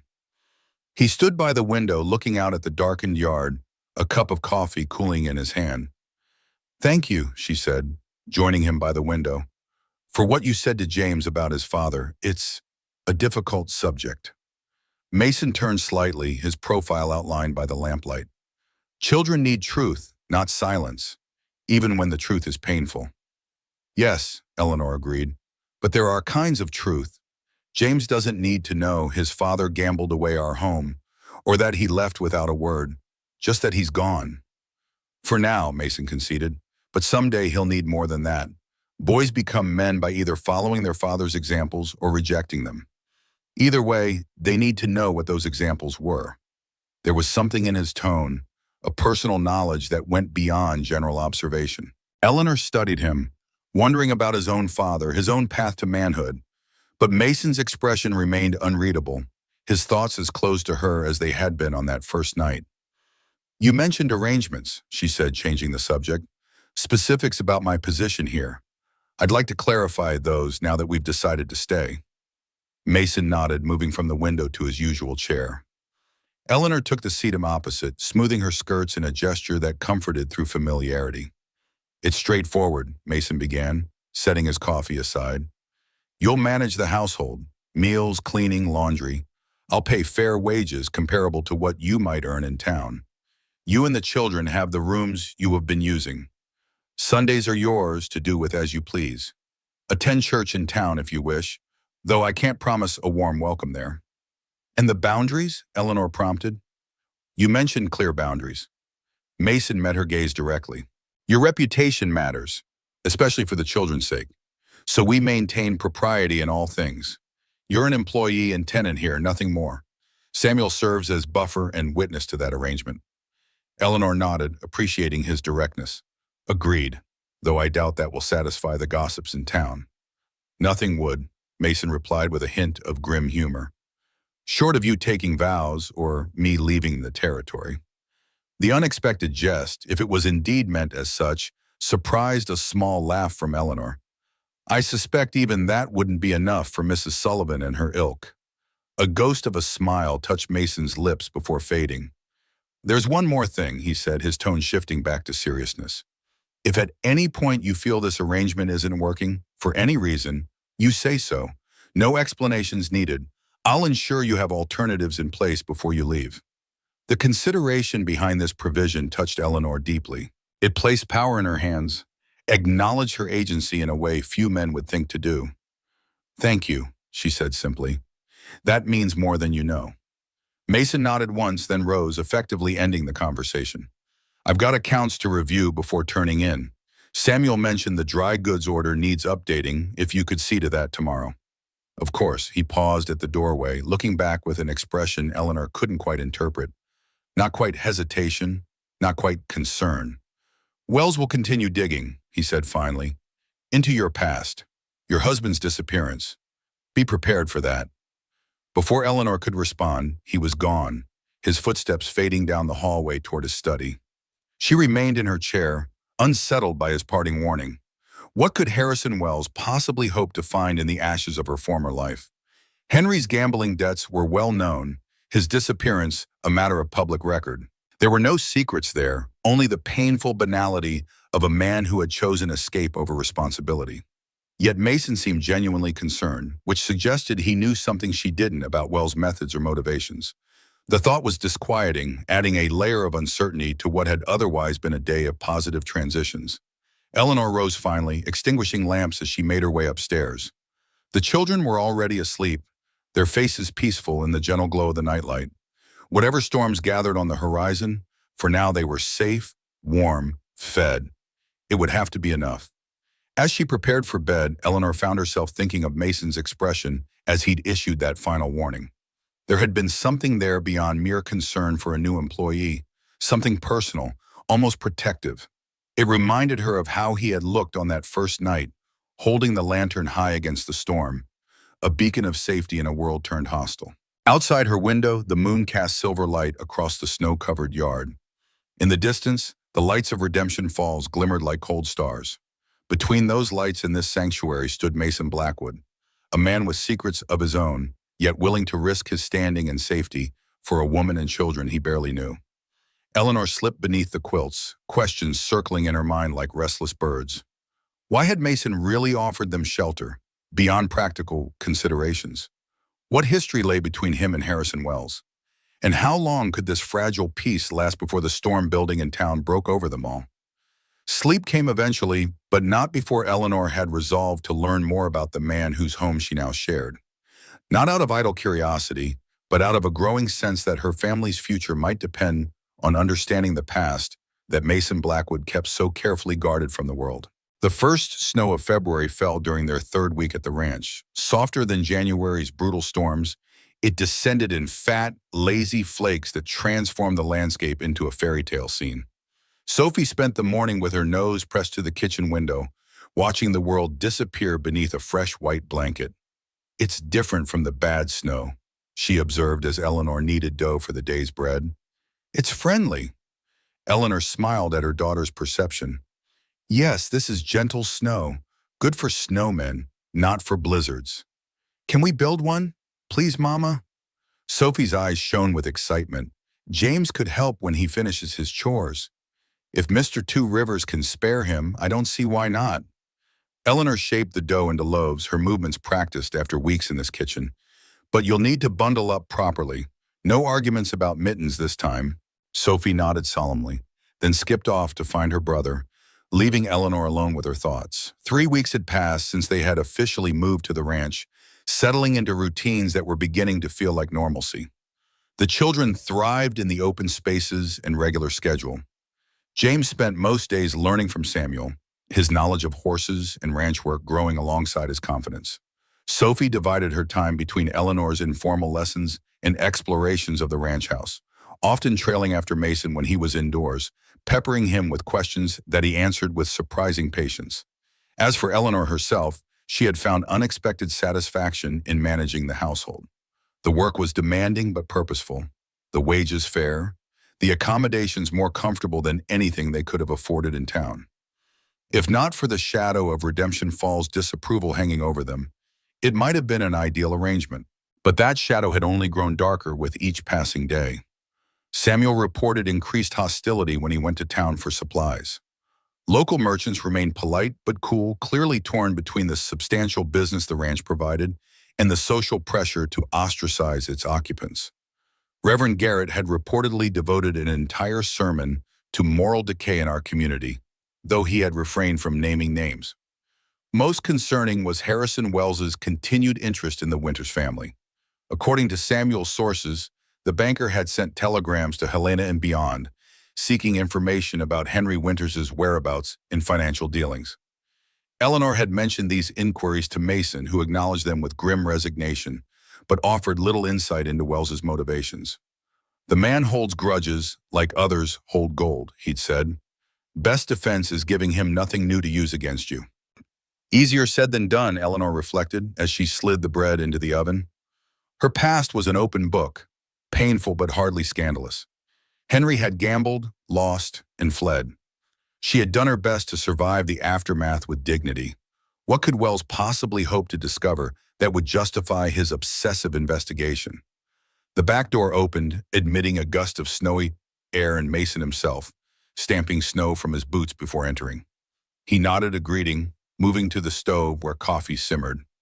Eleanor noted that despite the cold, he seemed more relaxed than usual.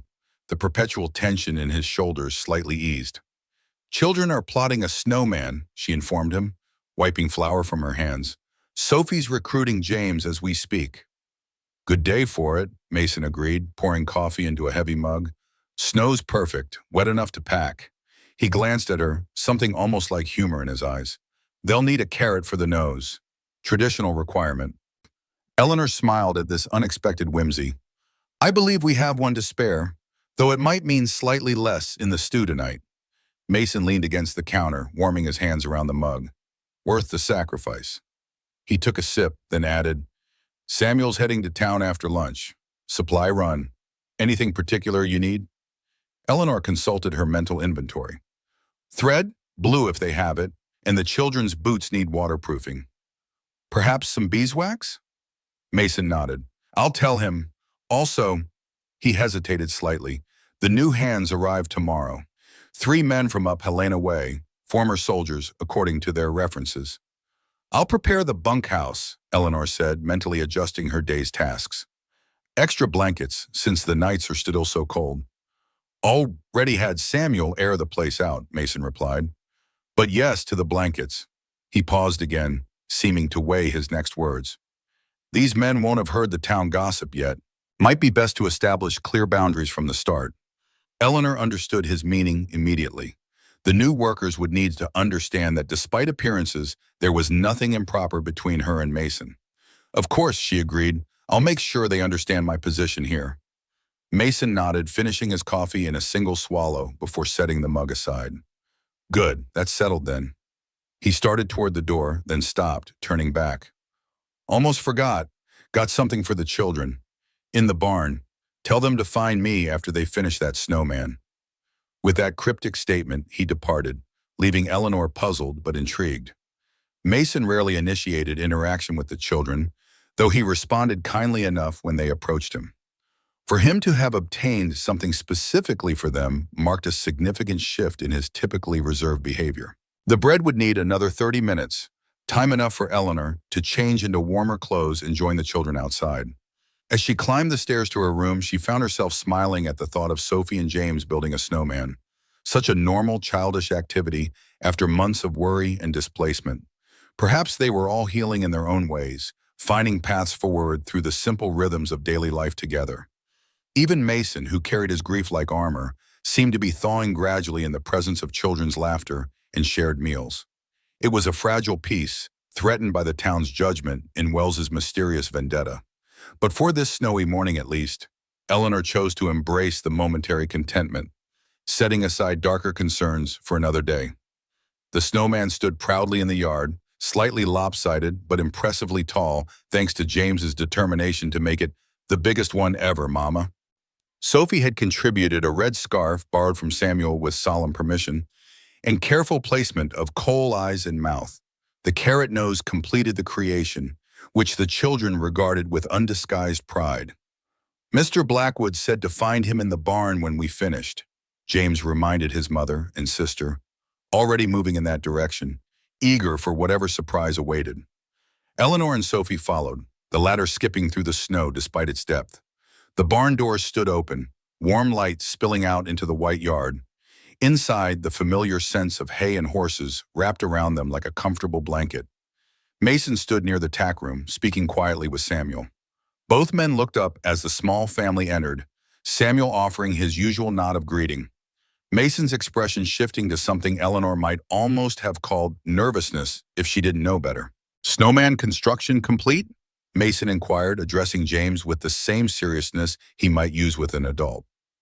"Yes, sir," James replied, standing straighter. "He's guarding the front yard now." "Good man." Mason glanced at Samuel, who nodded encouragingly. "Well then, I suppose it's time." He cleared his throat. "Given that you're staying on more permanently, I thought, that is, Samuel and I discussed." He stopped, seemingly frustrated by his own uncharacteristic hesitation. Samuel stepped in smoothly. What Mason's trying to say is that ranch children need proper transportation. From the nearby stall, he let out a small pony, dun-colored, solidly built, with a white blaze down its face and gentle eyes. The children gasped in unison, James's face lighting with astonished joy, Sophie's mouth forming a perfect O of surprise. "This is Penny," Samuel continued, holding the lead rope loosely as the pony stood patiently.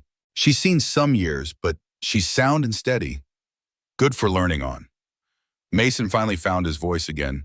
"She's for both of you," and he clarified. "To share. Samuel will teach you to care for her properly before you ride. That's the rule. Care comes before pleasure."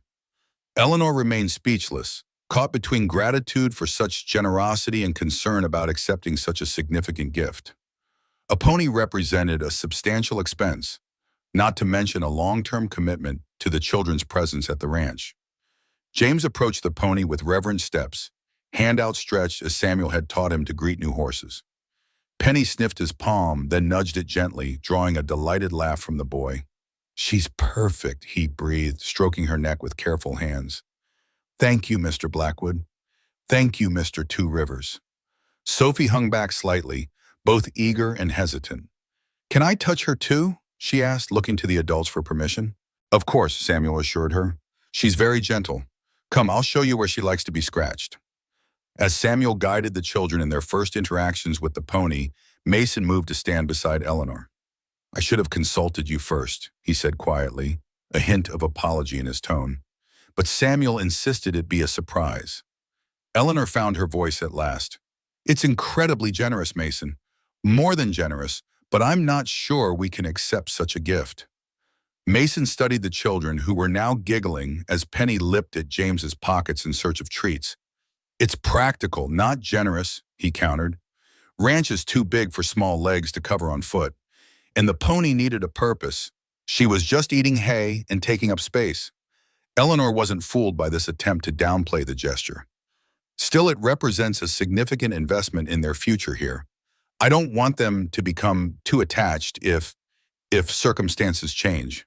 Mason turned to look at her directly. "Are you planning to leave?" "No," Eleanor admitted, "but this arrangement was meant to be temporary.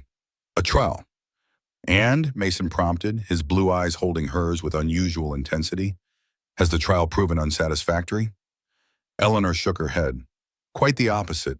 The children are happier than they've been in months. The work suits me. It's just Wells," Mason finished for her. "And the town gossip." "Yes," Eleanor sighed. "I worry about the toll it's taking on you. The lost workers, the social isolation, the inquiries into my past." Mason's jaw tightened slightly. "I've been isolated by choice for 3 years, Eleanor. A few more town whispers make little difference." His expression softened as he glanced at the children again. "And some changes are worth whatever comes with them." Before Eleanor could respond to this unexpectedly revealing statement, Sophie came running over, her face flushed with excitement. "Mama, Penny let me pet her nose, and Mr. Two Rivers says I can help brush her tomorrow." "That's wonderful, darling," Eleanor replied, smoothing her daughter's wind-tousled hair. "Did you thank Mr. Blackwood properly?" Sophie's eyes widened as she realized she had not. She turned to Mason, suddenly shy. "Thank you for our pony, Mr. Blackwood. I promise to take very good care of her." Mason knelt to Sophie's level, a rare gesture that brought his face close to hers. "I know you will," he said seriously. "She's a special pony who needs special people to love her. Think you and James can handle that responsibility?" Sophie nodded vigorously, her earlier shyness dissolving. "Yes, sir. James already knows lots about horses from Mr. Two Rivers, and I'm a fast learner." "Mama says so." "Your mama's right," Mason agreed, the corner of his mouth lifting slightly. "Now why don't you go help your brother while Mr. Two Rivers shows him how to check Penny's hooves? It's an important job." As Sophie scampered back to join James and Samuel, Mason straightened, meeting Eleanor's gaze once more. "The pony stays," he said simply. "Whether you do or not, but I hope you will." With that, he nodded once and moved deeper into the barn, leaving Eleanor to ponder his words and the subtle shift they represented in their carefully defined relationship. One evening, as Mason watched James carefully demonstrating to Sophie how to brush Penny's mane, a realization struck him with unexpected clarity. The constant ache he'd carried since losing his family hadn't vanished. He suspected it never would completely, but it had transformed. The memories that once paralyzed him with grief now reminded him of joy that had been, and could perhaps be again. He caught Samuel watching him, a knowing expression on his friend's weathered face. "What?" Mason asked, slightly defensive. Samuel shrugged, the ghost of a smile playing at his lips. "Anna used to say you were like one of those trees that survives lightning, scarred but stronger where you'd been broken." Mason looked back at the children, at Eleanor instructing them with gentle patience. "I wasn't stronger," he admitted quietly. "Just numb." "And now?" The question hung between them as Mason considered it honestly. "Now I'm remembering what it's like to feel something other than loss. It's uncomfortable." Samuel's rare laugh was warm with affection. "Life usually is, my friend. That's how you know you're living it." The new ranch hands arrived the following day just as Samuel returned from town, his wagon laden with supplies and his expression more somber than usual.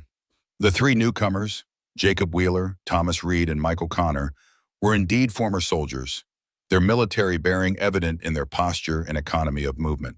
They settled into this bunkhouse with minimal fuss, accepting Eleanor's role at the ranch without apparent judgment or curiosity. Eleanor had just finished showing them to their quarters when Samuel found her in the yard, his dark eyes troubled. "Need to speak with you and Mason," he said without preamble. "Privately." Concern tightened Eleanor's chest. "The children are with Wheeler's boy," Samuel assured him. "Wickett brought his son along, Caleb, about James's age. They're getting acquainted while Jacob unpacks." Relieved on that front at least, Eleanor followed Samuel to Mason's study, where the rancher was reviewing papers with the focused attention he brought to all tasks. He looked up at their entrance, his expression shifting from concentration to alert concern as he registered Samuel's demeanor. "Town news?" he asked, setting aside his work. Samuel nodded, closing the door behind Eleanor before speaking. "Wells has been busy. Got word today he's hired a Pinkerton." Mason's face hardened. "To investigate Eleanor?" "And her husband." Samuel glanced at Eleanor apologetically. "Detective arrived yesterday. Been asking questions all over town about Henry Winter's disappearance, making it sound suspicious." Eleanor sank into the nearest chair, the implications hitting her like a physical blow. "That's absurd," she said. "Henry abandoned us, left a note saying not to follow. Everyone knew he'd gambled himself into ruin." "Wells is suggesting otherwise," Samuel continued grimly, hinting that Henry might not have left willingly, that there might be foul play involved. "He's implying I had something to do with Henry's disappearance?" Eleanor's voice rose in disbelief. "That's preposterous. I was home with the children when he left. Half the town saw me searching for him afterward." Mason's expression had turned thunderous. "Wells is getting desperate," he said. "He can't touch the ranch directly. So he's trying to discredit you. Make it impossible for you to stay." "But why?" Eleanor demanded, frustration overriding her usual composure. "What possible reason could he have for this vendetta? I barely knew the man before moving here." Mason and Samuel exchanged a wasted glance that didn't escape Eleanor's notice. "It's not about you," Mason said finally. "It's about me. Has been from the beginning." Eleanor looked between the two men, realization dawning. "The old history you mentioned, from the war, it involves Wells directly, doesn't it?" Mason sighed, running a hand through his graying hair, a rare gesture of discomfort. "His brother," he admitted. "Edward Wells. He was under my command during the war."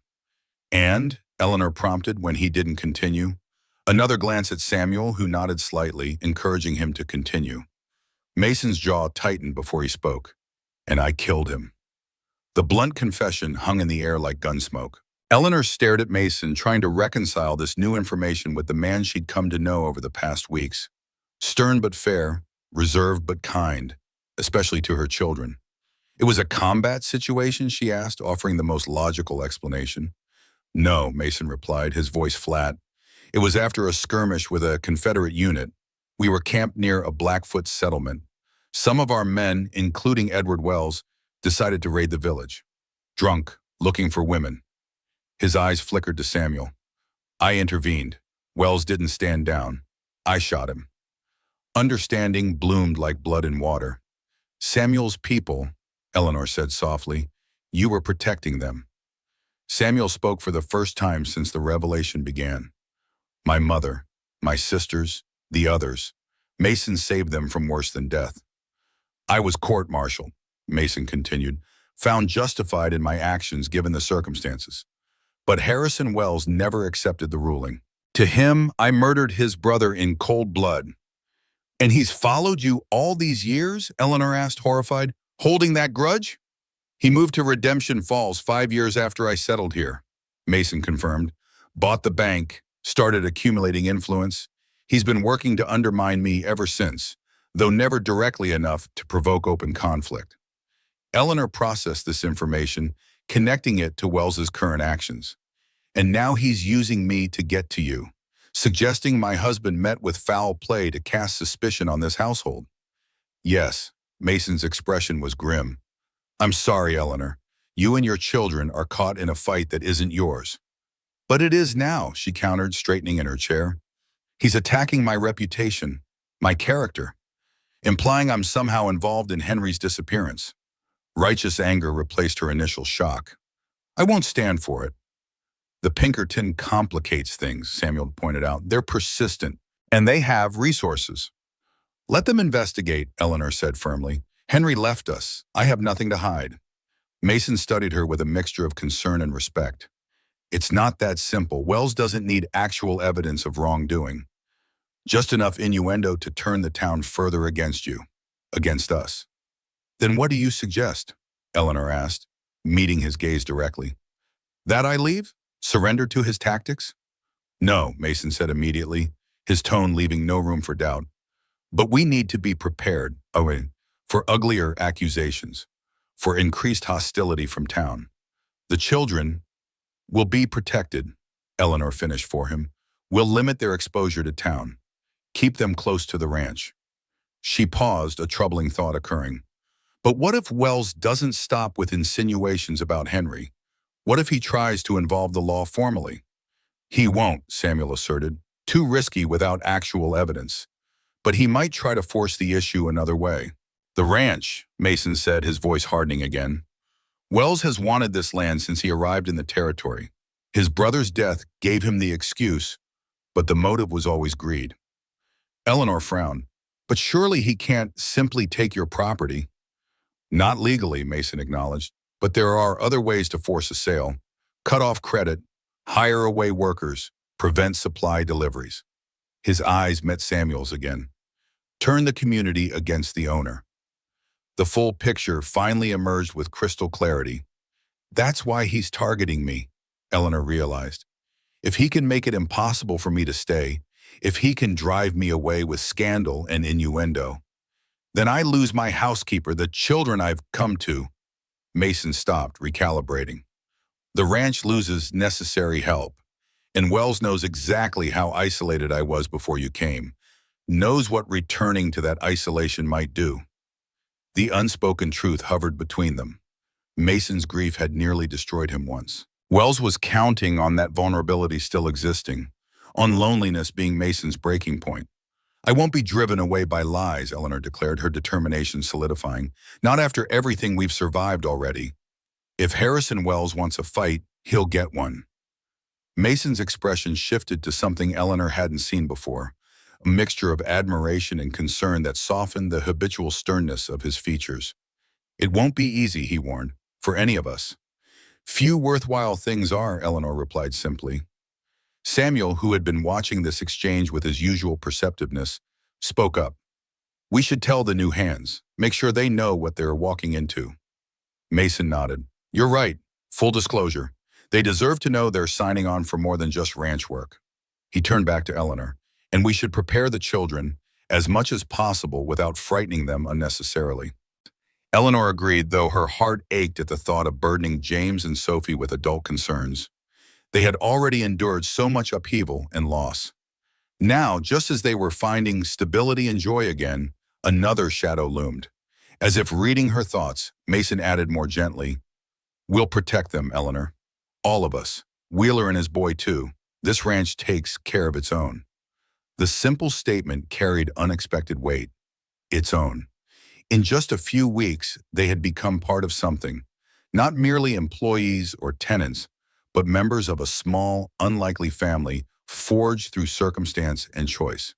Mason might frame it in practical terms, but the underlying truth was unmistakable. They belonged here now, and he would fight to keep them safe. Eleanor met his steady gaze, silent understanding passing between them. Whatever came next, whatever accusations Wells leveled, whatever tactics he employed, they would face it together, united against the storm building on the horizon.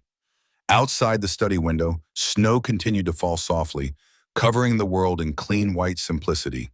But within, the three adults sat with the complicated knowledge that peace was more fragile than it appeared, and that sometimes protection came at a cost none of them might be fully prepared to pay. The Pinkerton detective made his first appearance at the ranch 3 days later, riding up the snow-covered lane with the confident bearing of a man accustomed to intimidating others through presence alone. Eleanor watched his approach from the kitchen window, noting the expensive coat, the city-style hat, the polished leather of his saddle, all marking him as an outsider in this rugged territory. Mason met him in the yard, standing squarely in front of the porch steps, as if physically blocking access to the house and those within it. Samuel emerged from the barn, positioning himself casually but strategically nearby. Even the new hands paused in their work, sensing the tension that crackled in the clear winter air. Eleanor couldn't hear the conversation from inside, but she could read the body language clearly enough. The detective's false cordiality, Mason's unyielding stance, the careful distance maintained between them. After several minutes, the detective tipped his hat with exaggerated politeness and turned his horse back toward town, though not before casting a long look at the house, as if aware he was being observed. When Mason entered the kitchen shortly thereafter, his expression was carefully neutral, but Eleanor could see the tension in the set of his shoulders. "Well," she prompted, setting aside the mending she'd been working on. "Nathaniel Burke," Mason replied. "Pinkerton out of Chicago. Claims to be investigating Henry's business affairs on behalf of concerned parties." Eleanor frowned. Henry had no business affairs by the end, just debts. "Exactly." Mason hung his coat by the door, then moved to the stove where coffee simmered. "But that's not Burke's real purpose, and he knows I know it." "Did he ask to speak with me?" "Tried to. I refused." Mason poured coffee into 2 mugs, offering one to Eleanor. "Told him any questions could be submitted in writing through the town sheriff. Man's fishing for reactions, trying to provoke something he can use. I'm not giving him the satisfaction." Eleanor accepted the coffee gratefully, warming her hands around the mug. "And if he comes back when you're not here, Samuel will handle it, or Wheeler. He's had his share of dealing with Pinkertons during railroad strikes." Mason took a seat at the kitchen table, gesturing for Eleanor to join him. "But Burke's persistent. He'll find a way to approach you eventually, especially if you go into town." Eleanor nodded, understanding the implied restriction on her movements. "I've no reason to go to town anytime soon. Mrs. Taylor can send fabric samples out with Samuel next supply run." Mason studied her over the rim of his mug. "I'm sorry it's come to this," he said, an unusual note of personal regret in his voice. "You and the children shouldn't have to live under siege because of my past." "It's not your past that's the problem," Eleanor countered. "It's Harrison Wells's inability to move beyond his. You were protecting innocent people from harm. Any court would rule the same today as they did then." "Perhaps," Mason allowed, "but Wells has had 20 years to nurture his grievance. In his mind, I'm the villain who killed his hero brother and escaped justice." Eleanor shook her head, frustration evident in the gesture. "And I'm what? Collateral damage in his vendetta?" "Your leverage," Mason corrected grimly. "Wells believes I've grown attached to you and the children. That threatening your position here will weaken my resolve to keep the ranch." The blunt assessment hung between them, loaded with implications neither had acknowledged openly before. Had Mason grown attached? Had she? The carefully maintained boundaries of employer and employee had blurred over the weeks, shifting into something less defined, but perhaps more meaningful. Has he miscalculated? Eleanor asked quietly, meeting Mason's gaze directly. About your attachment? For a long moment, Mason didn't respond, his blue eyes revealing more than his carefully controlled expression. Then, with deliberate movement, he reached across the table and covered her hand with his, the first time he had voluntarily touched her since that night in the blizzard. Wells miscalculates many things, he said, his voice low, but not that. The simple admission sent warmth spreading through Eleanor that had nothing to do with the coffee in her other hand. Before she could respond, however, the back door burst open, admitting Sophie and Caleb Wheeler in a flurry of snow and childish excitement. "Mama, Mr. Blackwood, Penny let me ride her," Sophie announced, cheeks flushed with cold and pride. "All by myself. Well, Mr. Wheeler led her, but I held the reins myself." Mason withdrew his hand from Eleanor's as naturally as if it had never been there, turning to Sophie with remarkable composure. "Did you now? That's quite an accomplishment for a first lesson." "Dad says she's a natural," Caleb added, his initial shyness around the ranch owner giving way to earnest enthusiasm. "Sat straight as a soldier, didn't she, Sophie?" Sophie nodded vigorously, bouncing on her toes. "Can I show James when he comes back with Mr. Two Rivers, please? If Mr. Wheeler is willing to supervise another demonstration," Eleanor agreed, her voice steadier than she felt. "But first, both of you need to warm up. There's hot chocolate on the stove, and I believe some cookies left from yesterday." The children needed no further encouragement, racing to remove snowy boots and coats before claiming their treats. Mason rose, nodding briefly to Eleanor before excusing himself to check on the progress of fence repairs with the new hands.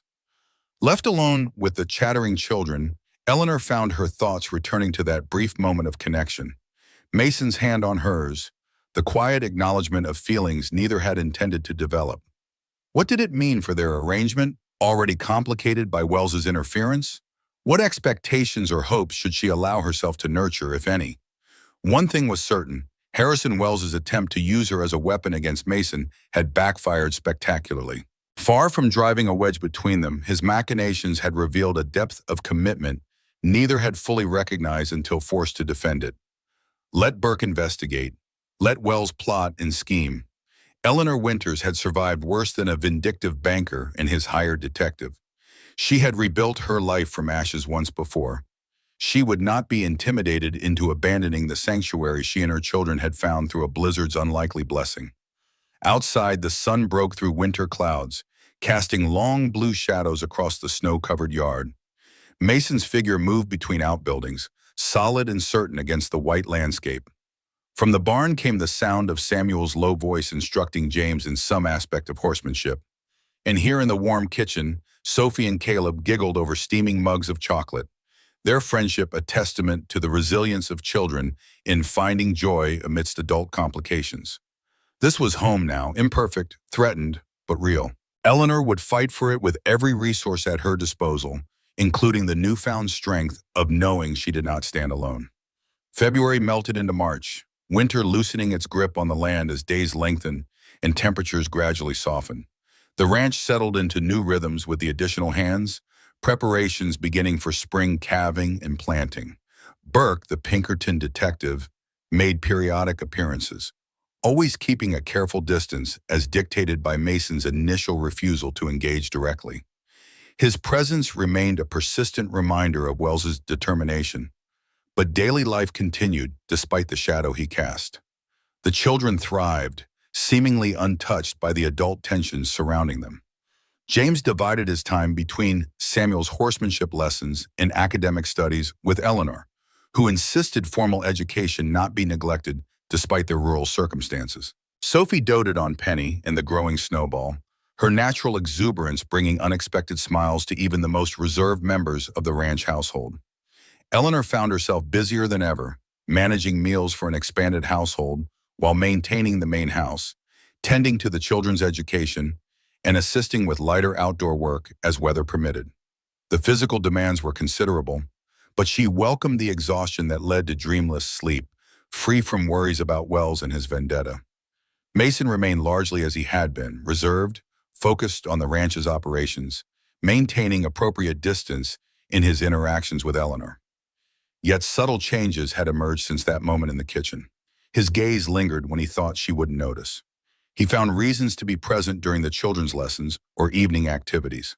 Small, thoughtful gestures appeared with quiet regularity. A fresh candle when hers burned low, a book of poetry left on her chair, winter roses somehow procured and placed on the dining table without comment.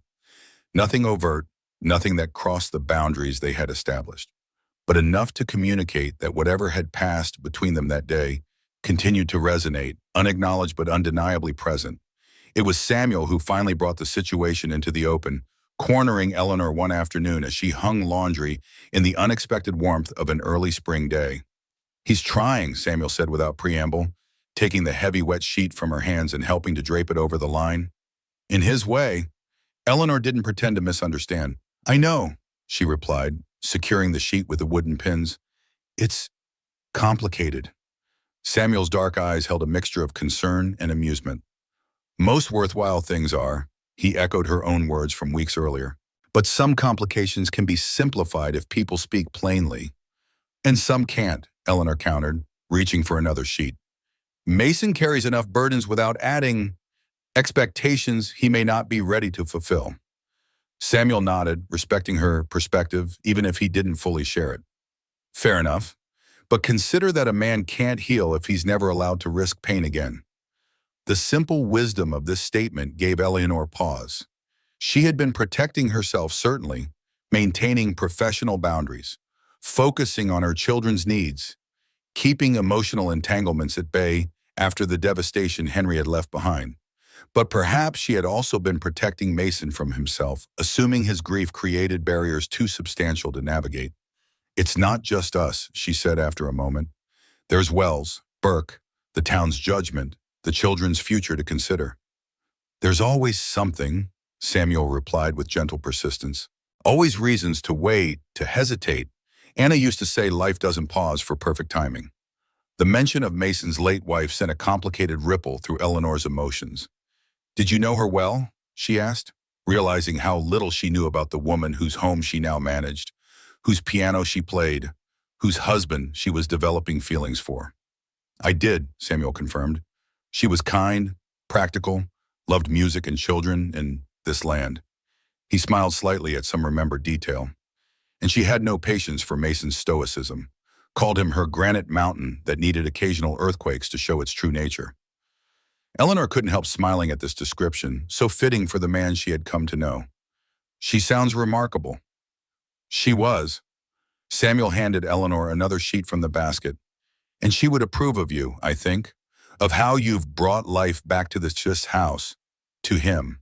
Before Eleanor could formulate a response to this unexpectedly personal assessment, the sound of approaching hoofbeats drew their attention. James came galloping across the yard on Penny, his face alight with the marnit of newfound skill and freedom. Samuel had graduated him to solo riding the previous week, though still within the confines of the ranch yard where he could be observed. "Mama, look!" he called, circling the laundry area with careful control of the pony. "Mr. Two Rivers says I'm ready to ride to the creek tomorrow, if you say it's all right." Eleanor shaded her eyes against the spring sunshine, heart swelling with pride at her son's confident posture and evident happiness. "That seems a significant milestone," she replied. "Have you earned it with proper care of Penny's tack and grooming?" "Yes, ma'am," James assured her earnestly. "Every day without fail. Mr. Wheeler can vouch for me." "Then I don't see why not," Eleanor agreed, "provided Mr. Two Rivers accompanies you." James whooped with delight, then remembered his manners and calmed Penny, who had startled at the sudden noise. "Thank you, Mama. I'll tell Sophie. She can come too, right? On the way back from school?" Eleanor nodded, and James guided Penny toward the barn, presumably to share his news with his sister, who was having her daily reading lesson with Mason, another of the quiet changes that had developed in recent weeks. Mason had taken to listening to Sophie read aloud each afternoon, his deep voice occasionally helping with difficult words, his patience seemingly infinite despite the child's sometimes wandering attention. "See," Samuel said, gesturing toward the retreating figure of James on his pony. "Life continues, changes, grows." He pinned the last sheet to the line with deliberate movements, even when we're afraid to let it. With that philosophical observation, he left Eleanor alone with the billowing laundry and her thoughts, which turned inevitably to the man in the house, listening to a little girl read stories about far-off places and brave adventures. Perhaps Samuel was right. Perhaps she had been overly cautious, both for herself and for Mason. Perhaps there was room in their complicated lives for one more risk, one more chance at the happiness that had seemed forever lost to both of them after their respective tragedies. Before she could pursue this line of thinking further, a rider appeared on the road from town. Not Burke this time, but Sheriff Dawson, his official posture unmistakable even at a distance. Eleanor felt a chill that had nothing to do with the spring breeze. The sheriff rarely ventured to the ranch unless specifically called for some official purpose. Something had changed. The delicate balance they had maintained for weeks had shifted, and not, Eleanor suspected, in their favor. She gathered the empty laundry basket and hurried toward the house, determined to be present for whatever news the sheriff brought. Wells had made another move in their ongoing chess match, and Eleanor needed to know what pieces were now in play.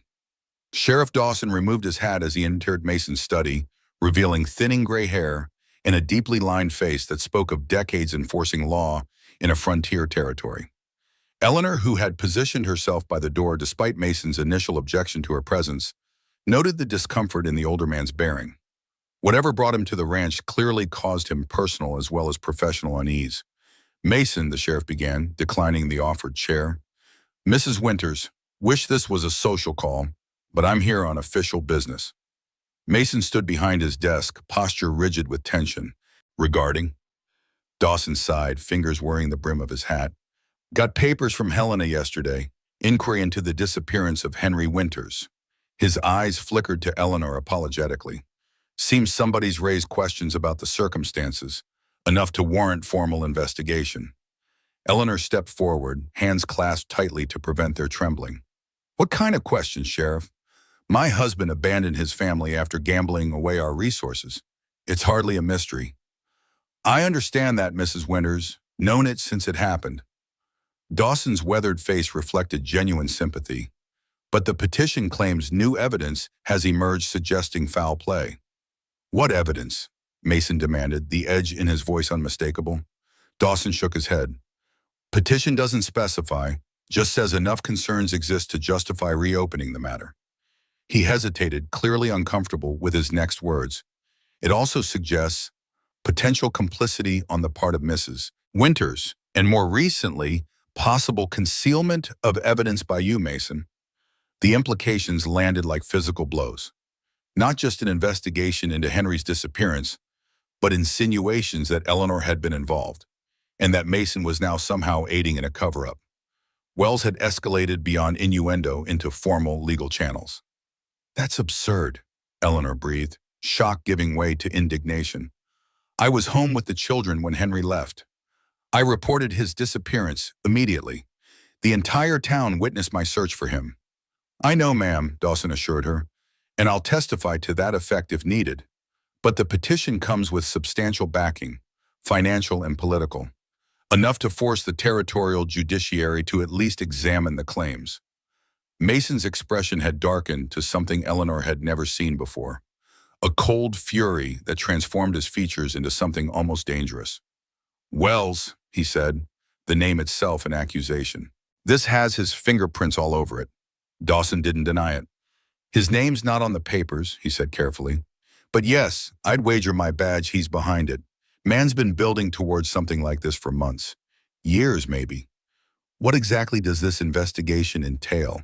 Eleanor asked, forcing her voice to remain steady despite the fear coiling in her stomach. "What are they expecting to find after all this time?" The sheriff shifted uncomfortably. "That's where it gets complicated. Petition calls for several specific actions.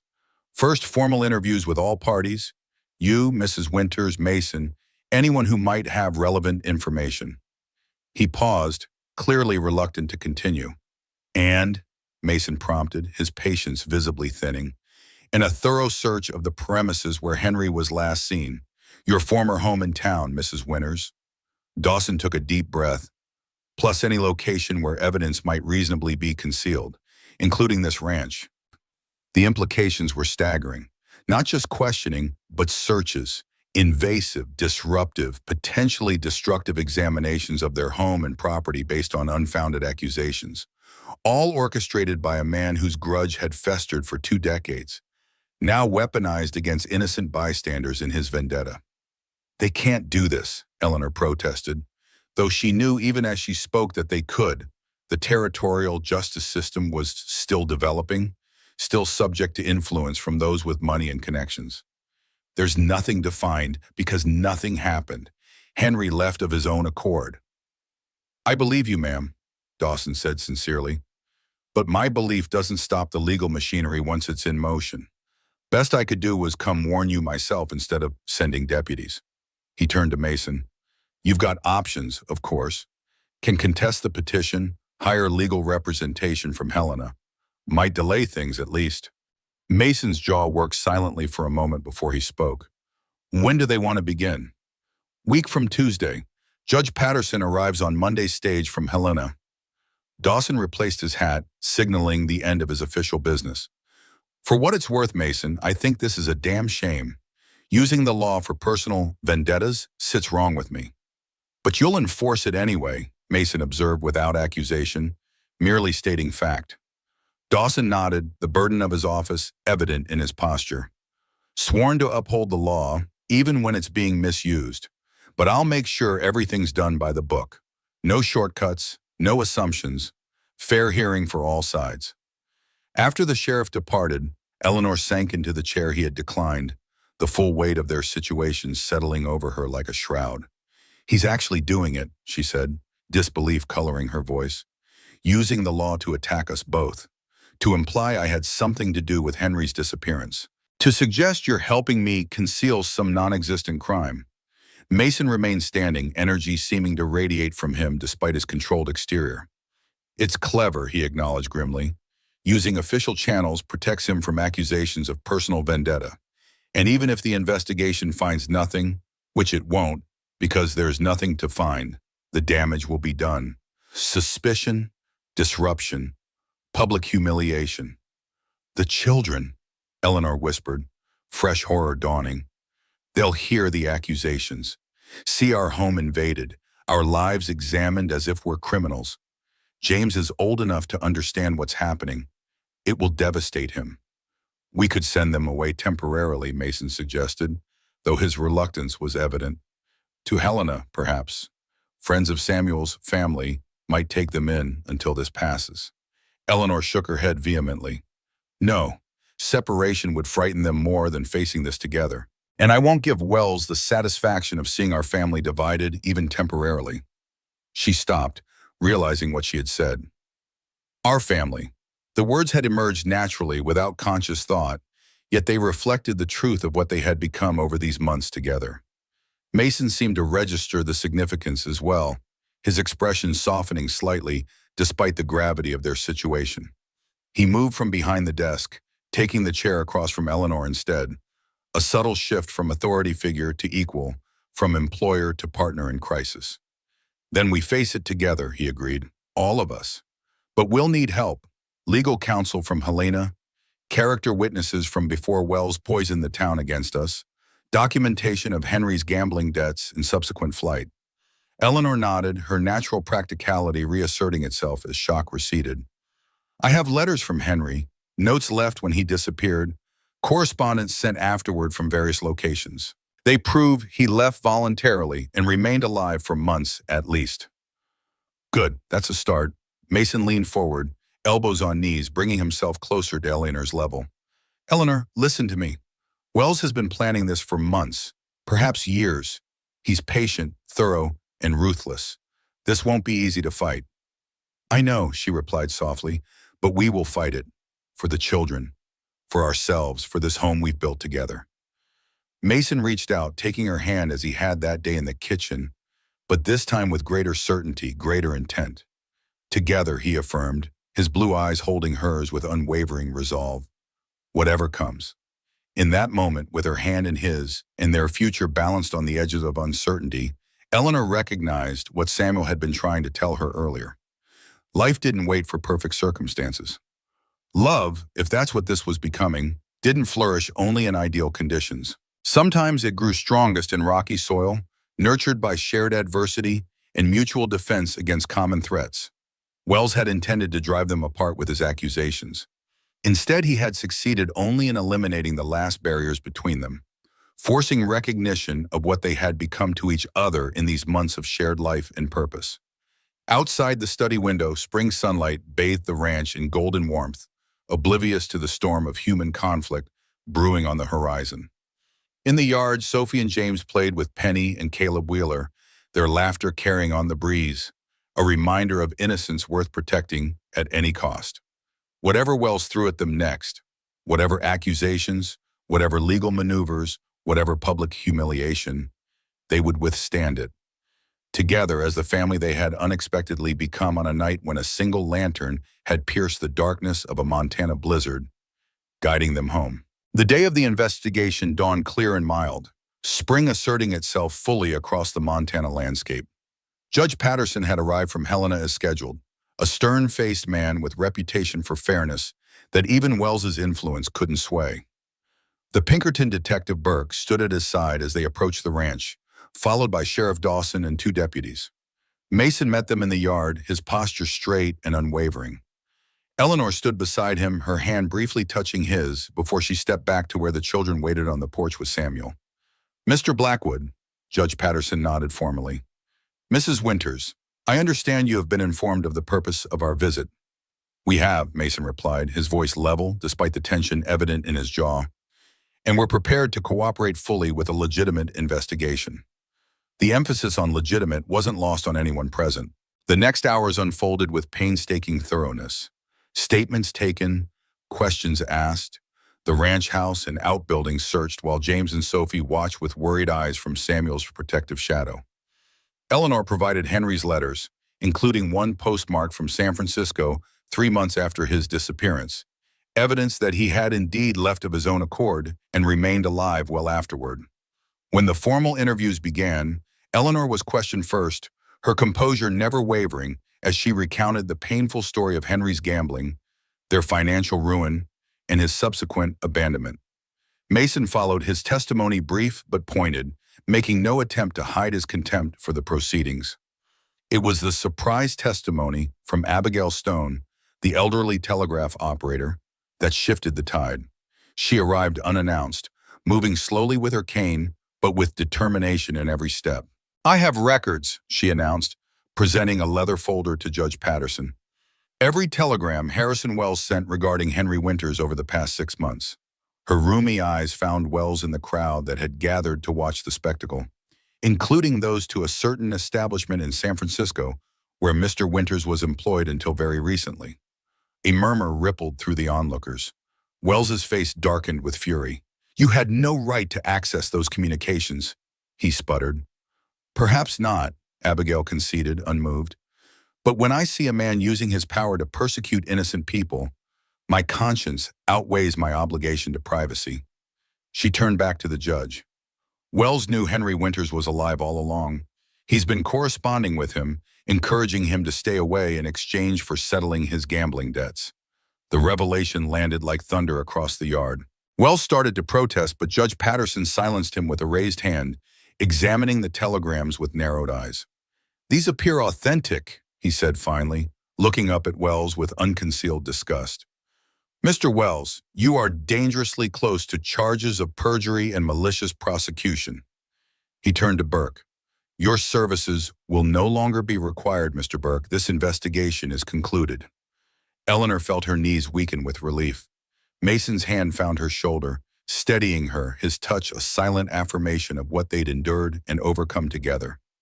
As Wells was escorted to his waiting carriage, Mason caught Eleanor's questioning gaze. 20 years, she murmured. "How does a man hold on to hatred for so long?" Mason watched his longtime adversary climb stiffly into the carriage, a diminished figure now that his power was crumbling.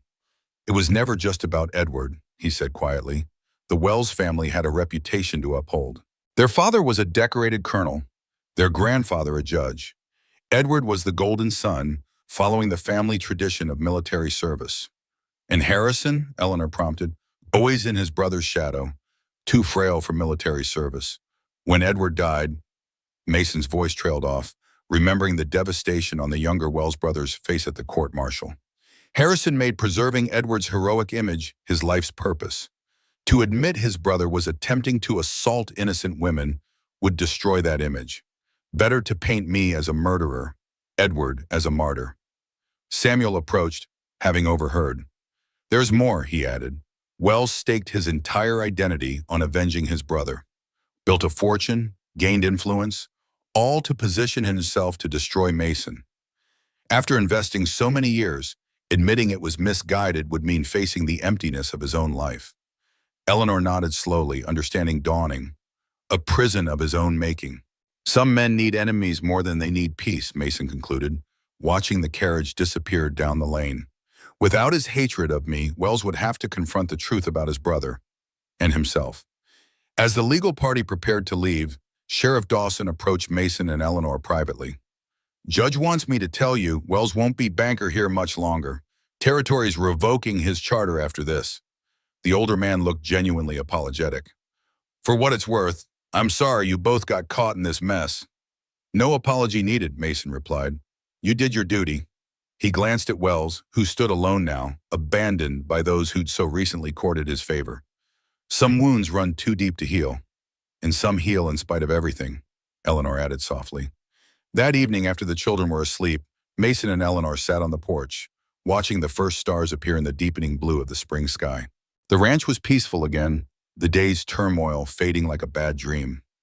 It's really over, Eleanor said, still marveling at their deliverance. I can hardly believe it. Mason's hand found hers in the gathering darkness. Wells will leave town. Pride won't let him stay after this. And us? Eleanor asked, the question she'd held back for so long, finally finding voice. What happens now? Mason was quiet for a long moment, his thumb tracing circles on her palm. I've been thinking about that, he said finally. This arrangement we have, employer and employee, it's not. He paused, searching for words that had never come easily to him. It's not what I want anymore. Eleanor's heart stuttered. What do you want, Mason? He turned to face her fully, his blue eyes catching the last light of day. A real family. You, the children. Not because of convenience or necessity, but because I can't imagine my life without you in it anymore. His voice roughened with emotion rarely displayed. I know it's soon. I know there's your reputation to consider, but... Yes, Eleanor interrupted, her free hand moving to touch his face. Yes to whatever you're asking.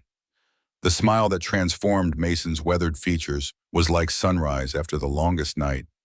I haven't even asked properly yet. Then ask, she whispered. Under a sky now scattered with stars, Mason Blackwood asked Eleanor Winters to be his wife, to let their makeshift family become real in the eyes of the world. Her answer, given without hesitation, sealed what had begun on that bitter winter night when a single lantern had guided them together through darkness and storm. 2 months later, they were married in the ranch yard, wildflowers blooming where snow had once threatened death. Samuel stood as Mason's witness, his son, recently reunited through Mason's legal intervention with territorial authorities, at his side. James proudly held the rings, while Sophie scattered flower petals with characteristic enthusiasm, Penny the pony following adorned with ribbons. Most surprising were the townspeople who attended, not everyone but enough to signal a changing tide. Abigail Stone, of course, Sheriff Dawson and his wife, the new bank manager from Helena, even Reverend Garrett, who performed the ceremony with genuine warmth, his previous judgment seemingly forgotten. As Mason and Eleanor spoke their vows beneath an arch of spring blossoms, the past loosened its grip on all of them. Not forgotten, never that, but transformed into foundation rather than burden. The ghost that had haunted the ranch house for so long seemed finally at peace, making room for new life, new joy, new memories. That night, after the celebrations had ended and the guests departed, Mason stood with Eleanor on the porch where they had sat so many evenings before. The children were asleep upstairs. James in what was now officially his room, Sophie in hers, the ghosts of Rachel and Mary benevolent guardians rather than painful reminders. Happy? Mason asked simply, his arm around her waist. Eleanor leaned into his embrace, thinking of all they had overcome. Winter's fury, town gossip, Wells's vendetta, their own fears. Beyond words, she replied. In the barn, a horse nickered softly. From the bunkhouse came the muted sounds of the hands settling in for the night. The ranch continued its rhythms. The land waited for tomorrow's tending. Life went on, as it always did, indifferent to human drama, yet somehow transformed by it. We should go in, Eleanor said after a while. Tomorrow comes early. Mason nodded, but neither moved immediately, savoring the moment, the night, the knowledge that they had found each other against impossible odds. The lantern by the door cast its gentle glow across the porch, no longer a desperate beacon against death, but a symbol of home, of safety, of the light that guides lost souls to where they truly belong. Inside, their future waited, not perfect, not without challenges, but theirs to shape together, one day at a time, through whatever seasons might come.